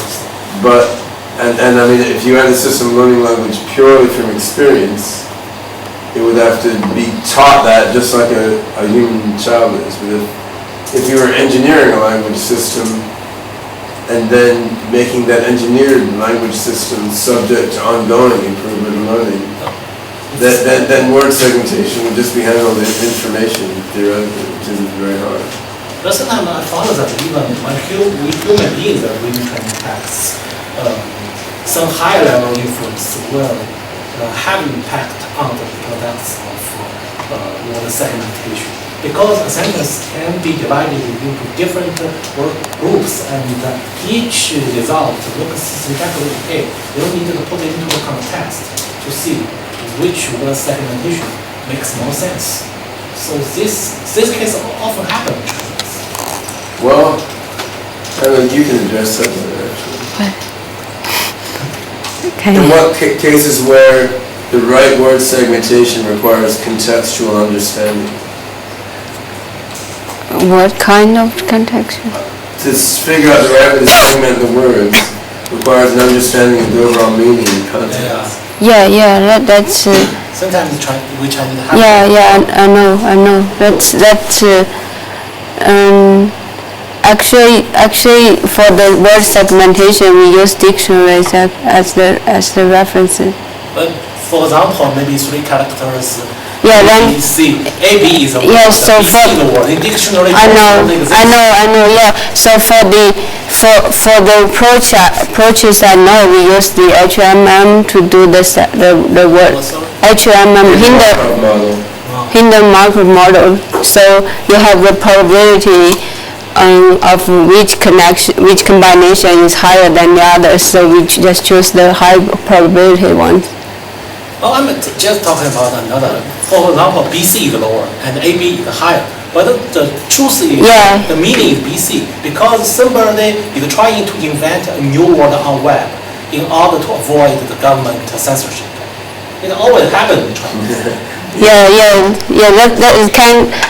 word segmentation cannot be the 100% accuracy. So it's that's the reason because a lot of new words came out. Another case, if a government wants to design an intelligent program to censor the web intelligently, it needs to know what kind of normal combination of characters or contains the harmful information.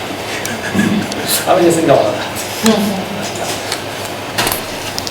Yeah, I mean, I think that is a significant issue that will have to be dealt with, and of course, something she didn't mention here, but that we've done in OpenCog before is word sense disambiguation. When a word has many meanings, how do you tell what the right meaning is? And that's a bigger problem in Chinese than in English, and even worse in Korean than in Chinese. And Linus actually implemented some word segmentation code in OpenCog some time ago, using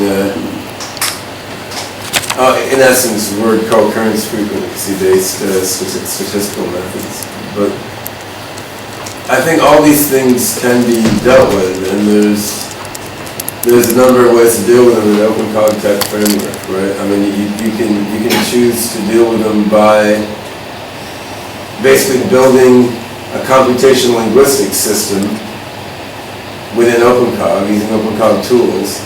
Or you could try to make an agent interacting with the world and have it learn these things by experience. And then there's various intermediate approaches between them. Because, I mean, a human doesn't learn to read until after they already know language from talking. So by the time you teach them how to segment words in Chinese, they already know those words. So that they're mapping what they're reading onto what they're hearing. So. And that's a quite different approach than what we're taking. On the topic, don't you also need context information to do word segmentation in speech? Yeah, absolutely. So speech processing is a whole other area that we're not entering into at the moment. I mean, we have looked, Ruiting and I, like years ago, at what is that open source speech? Oh, natural dragon. Yeah, but what was the open source one? Is it a Sphinx? H something TK. Oh, yeah, I forgot. Yeah, there is Sphinx, and there's also another one. So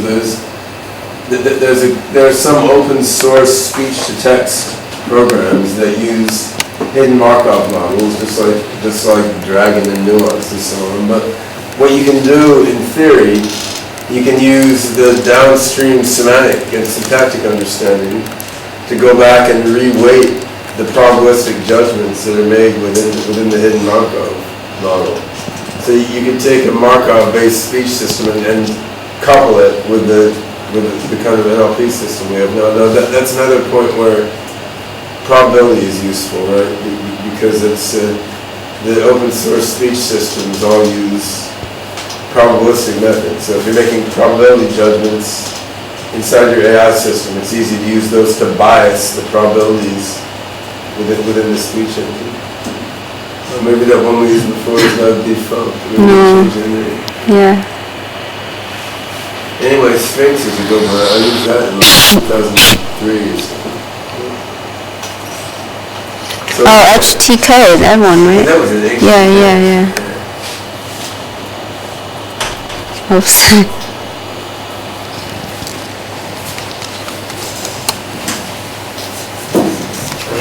I think you can take your microphone off. Yep. So, dash to the bathroom, then we can continue.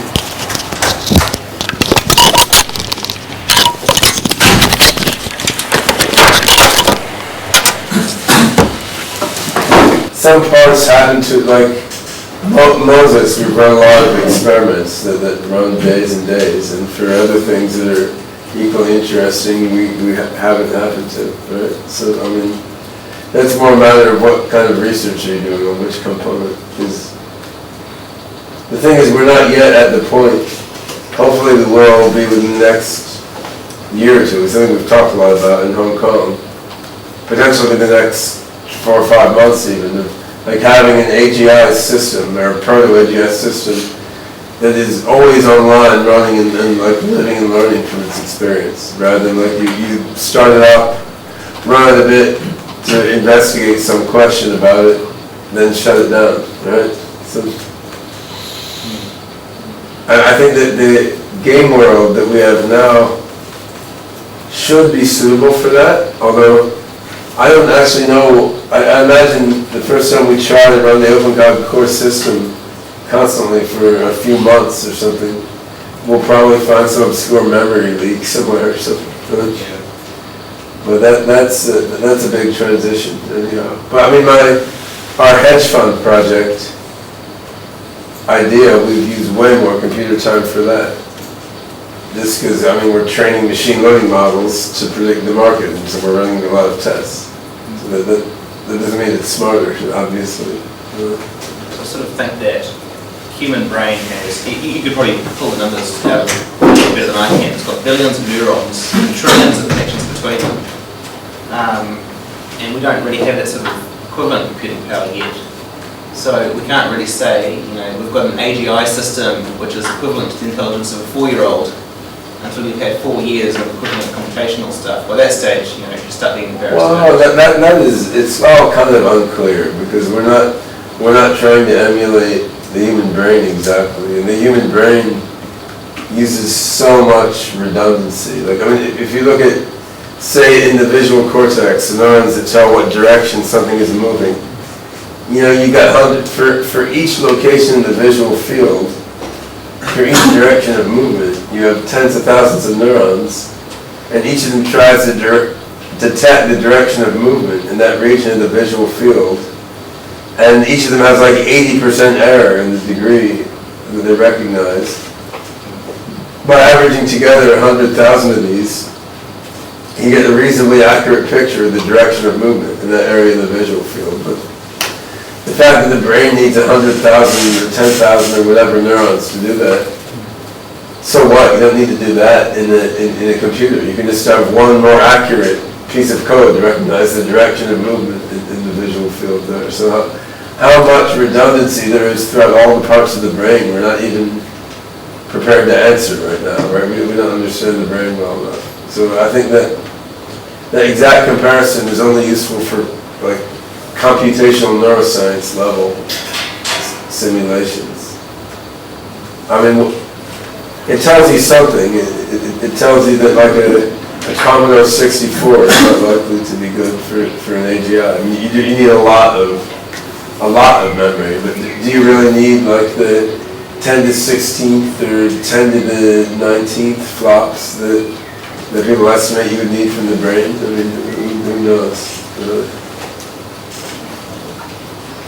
I just think that maybe we need to enhance the interaction between the AGI's agent or system with the environment.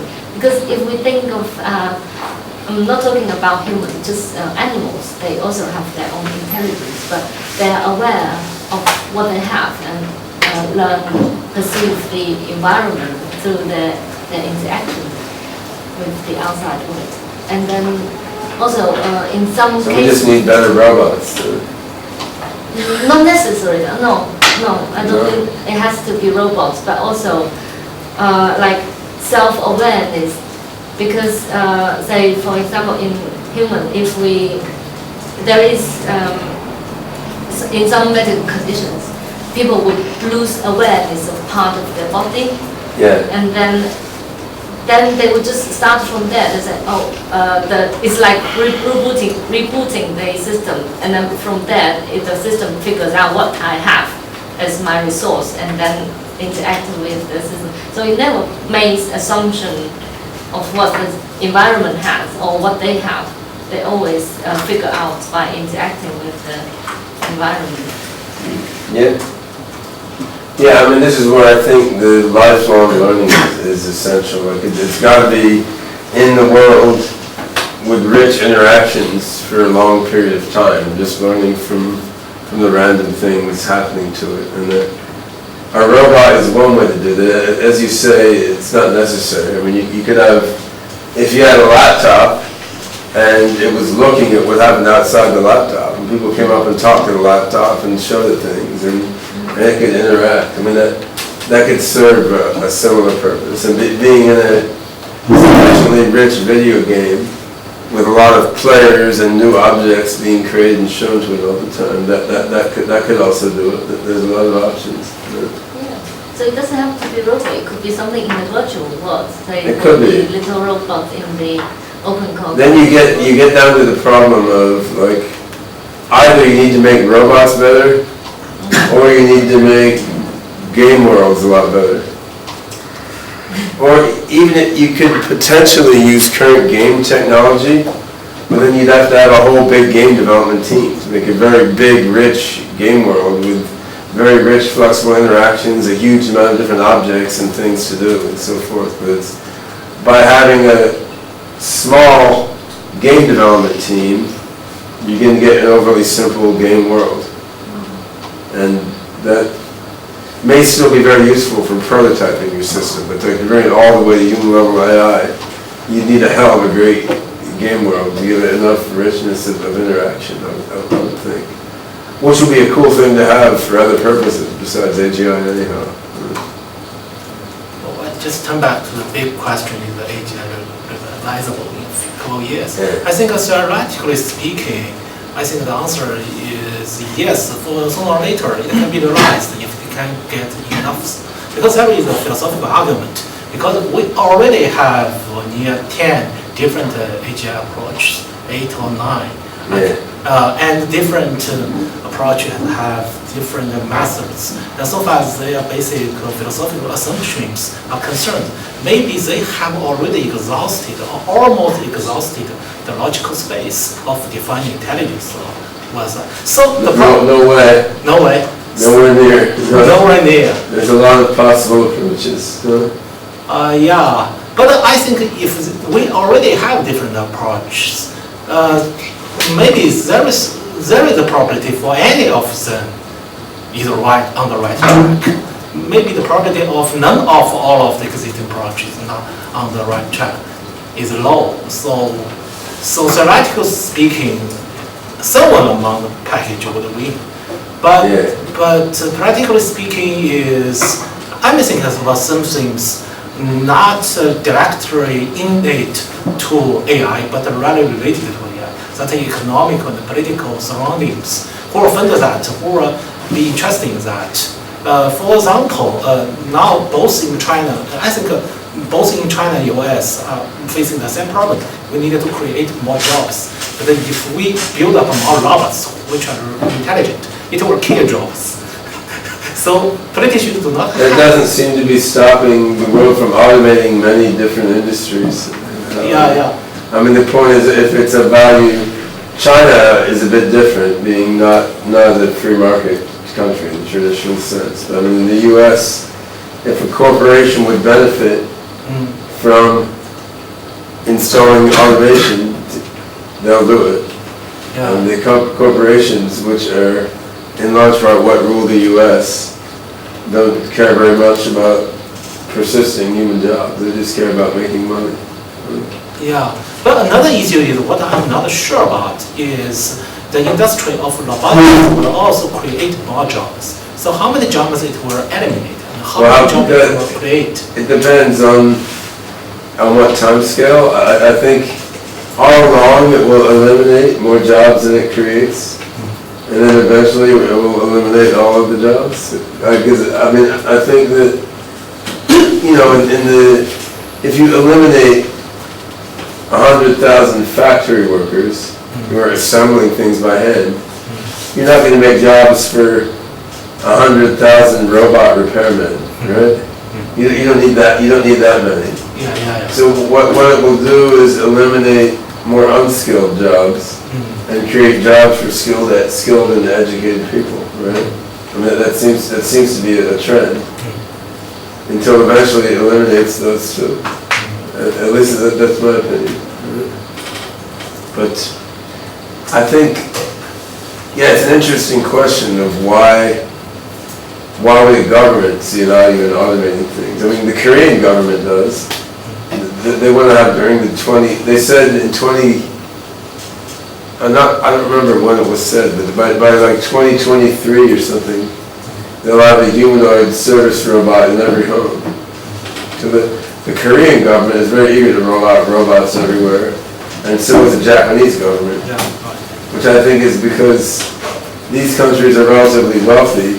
They don't have a large body of people who want to do physical labor and household service type jobs. So yeah, in a country like China, of course, it's going to be less appealing because there are many humans who are willing to do those jobs for reasonable pay. Yeah. But that's just an argument why a third world country wouldn't fund it, not why it wouldn't get funded at all, right? Yeah. Because if the Japanese don't build robots, they'll have to bring a bunch of foreigners in their country to do the work for them, and they don't like foreigners that much. Let me think about that. Maybe things will change because the labor cost in China is still being raised.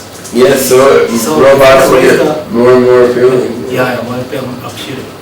Right, but because China is not a pure market economy, it's much more complex. Yeah. Because the government wants to keep full employment. Yeah. For example, Chinese government uses a very simple way, rude way to censor the web. They just employ human to do that. Yeah. They will not rely on a program. Yeah. But don't you know that there was someone in China who invented this noodle making robot, and he's mass producing.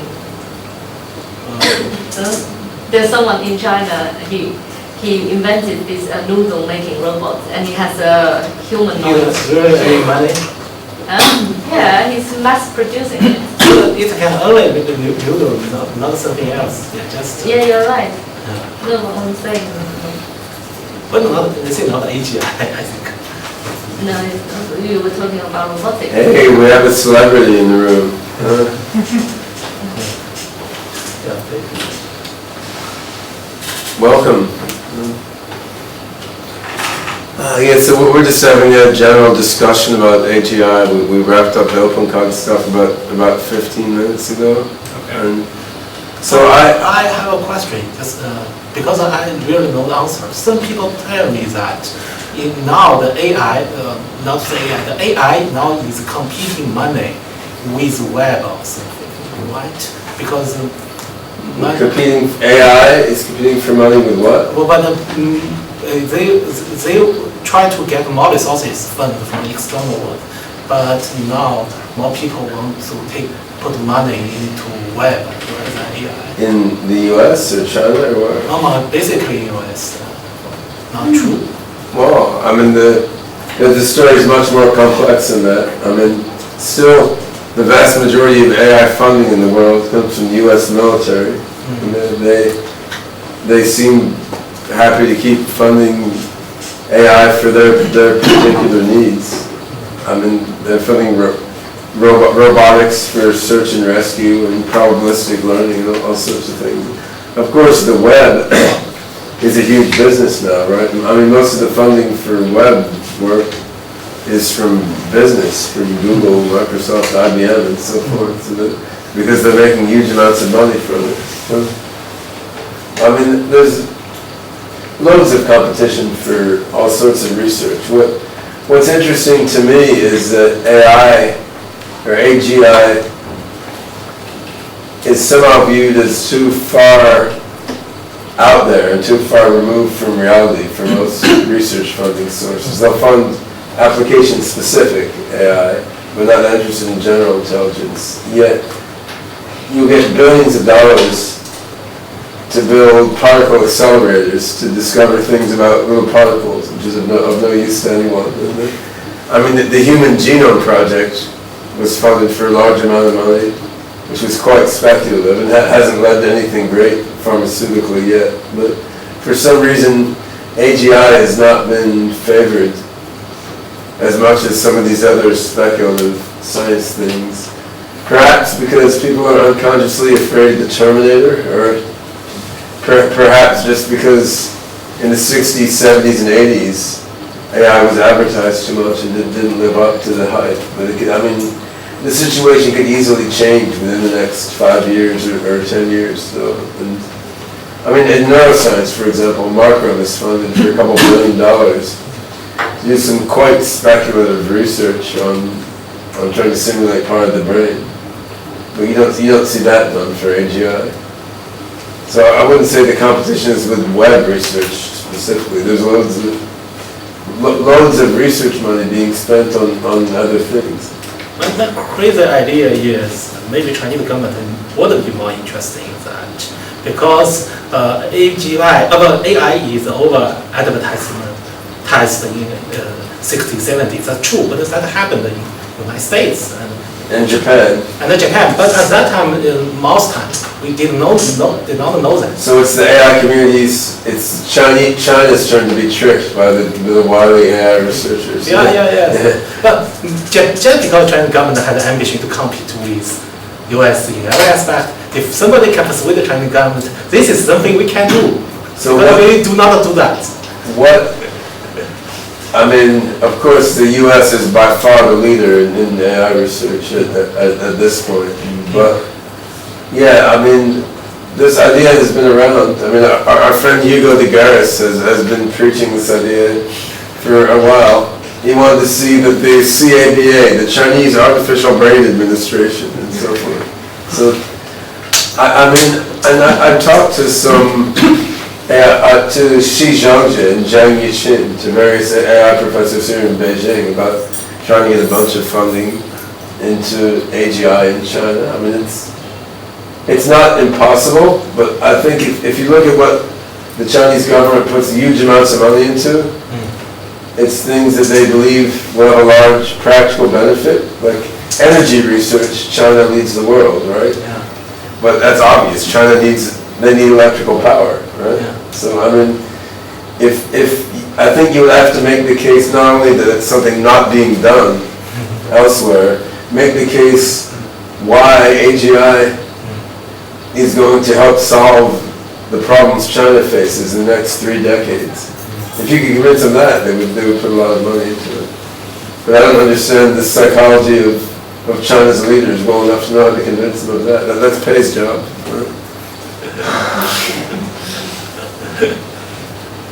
Hey Matthew, did you have a comment some time ago? Oh yeah, I was wondering if you think that silicon-based computing truly has the capability to emulate the human brain, like truly, or do you think it lies in more exotic forms of? Well, there's two questions there really. One is, does it have the capability in principle if you build a big enough computer? And I'm pretty sure it does. I mean, I think what the human brain does probably is computable in principle, and then according to computer science theory, any kind of computer can simulate any other kind, given enough resources.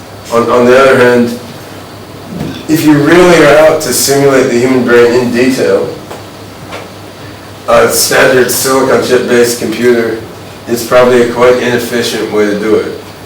You'd do a lot better to use an analog computer, to grow a computer or something. But I think none of us involved with this AGI Summer School, at least on the teacher's side, we're all that interested in emulating human brain in exact detail, right? So if your question is more like, could you get a human level, vaguely human-like general intelligence on silicon, then yeah, I'm almost sure you can. But some of the fine points of being exactly like a human may be really hard to get. Not so much the brain, but the body, right? I mean, the human brain has all these hormones flowing through it.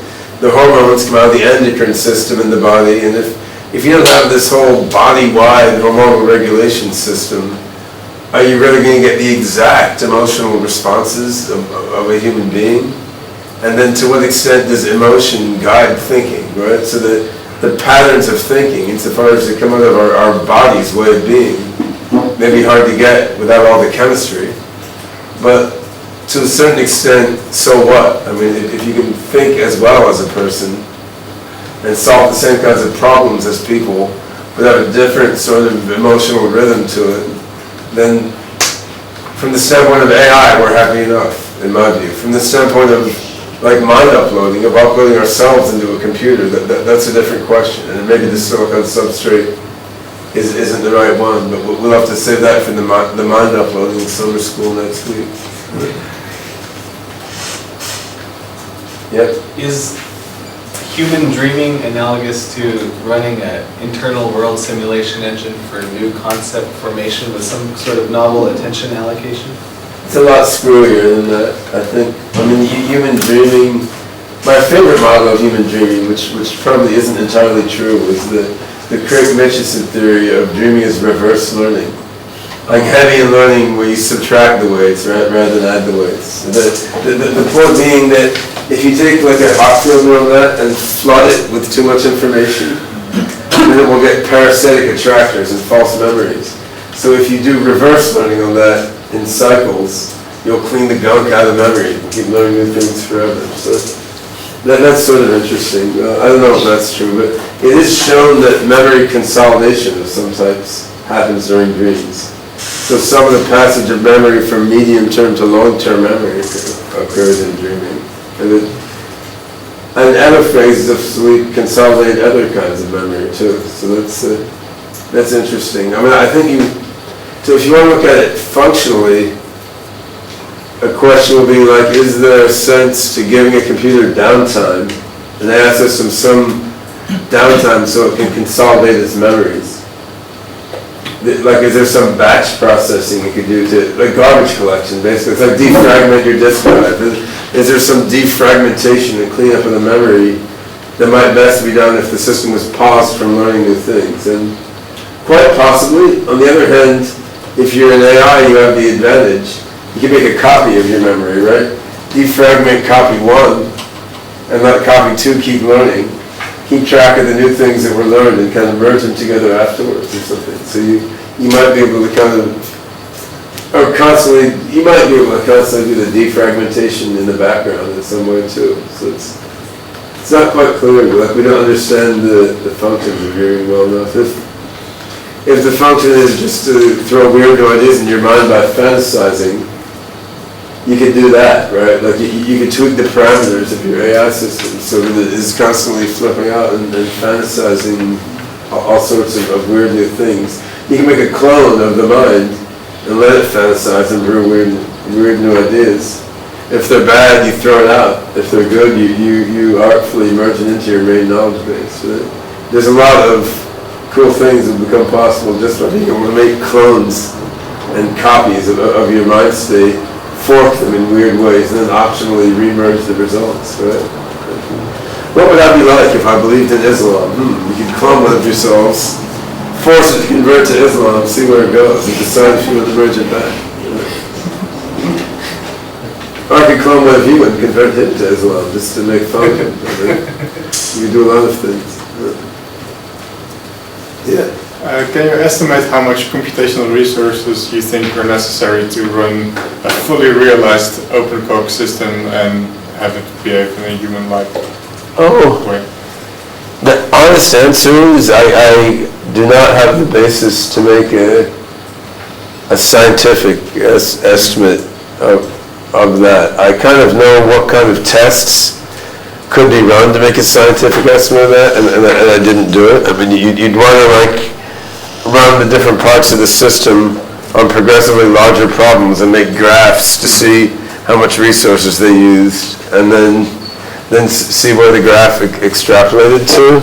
And we've thought about that, but not actually done that. I mean, I'm not sure how much my gut feel is worth, because we're so susceptible to wishful thinking. It seems like your gut feel guess is always going to be like, oh, a little beyond what I have right now. So I mean, for what my gut feel is worth, it is like if you took a standard server now, like an 8 processor machine, let's say 16 gigabytes of RAM. I mean, I would say it's definitely not dozens of those. I hope it's not millions of those, right? It's somewhere in that intermediate range. And in terms of a slightly more scientific basis for this, like let's say, just think about knowledge fed into the system, right? Like when I feed in using the NLP system, let's say you do something like parse all of Wikipedia and turn Wikipedia into atoms from OpenCog's nodes and links, right?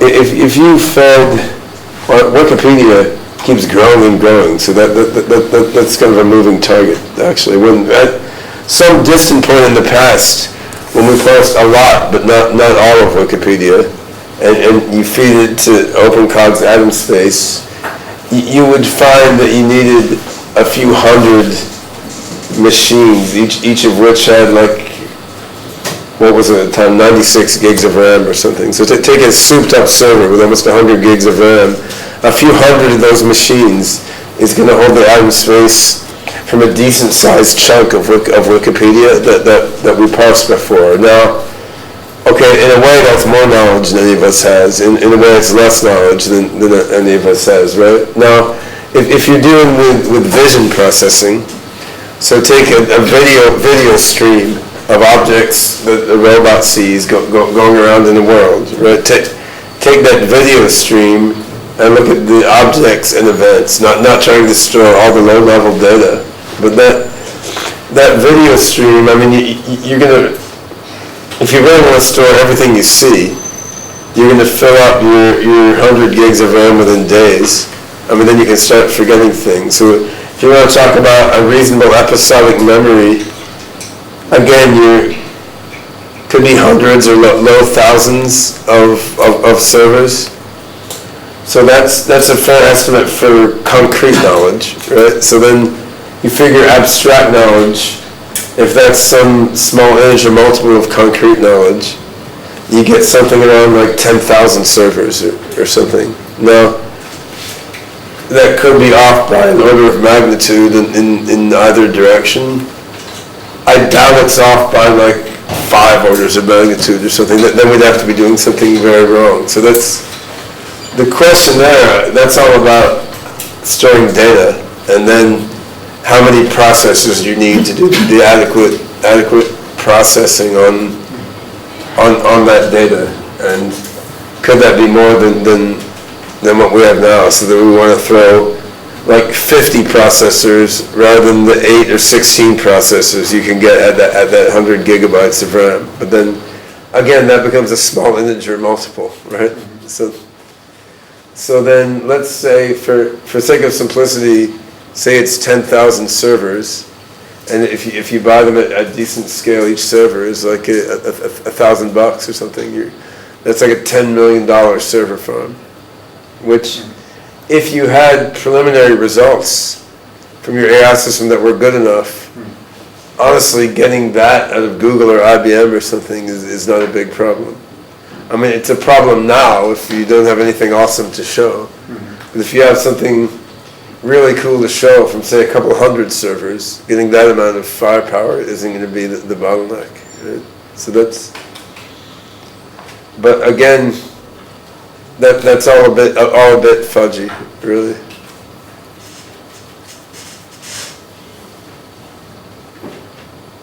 Any more questions or comments? You have a good dream, Lake? No. Sorry. Yeah, pay. So I announced the banquet and the schedule for tomorrow. Now, one thing that occurred to me is the turnout today is a bit lower than previous days. Probably everyone's hungover from the weekend or something, so there might be people who would like to come to the banquet tomorrow and who happen not to have shown up today. The count, I think, was 10 people, not including me, who are going to show up at the banquet from the room today specifically. Right?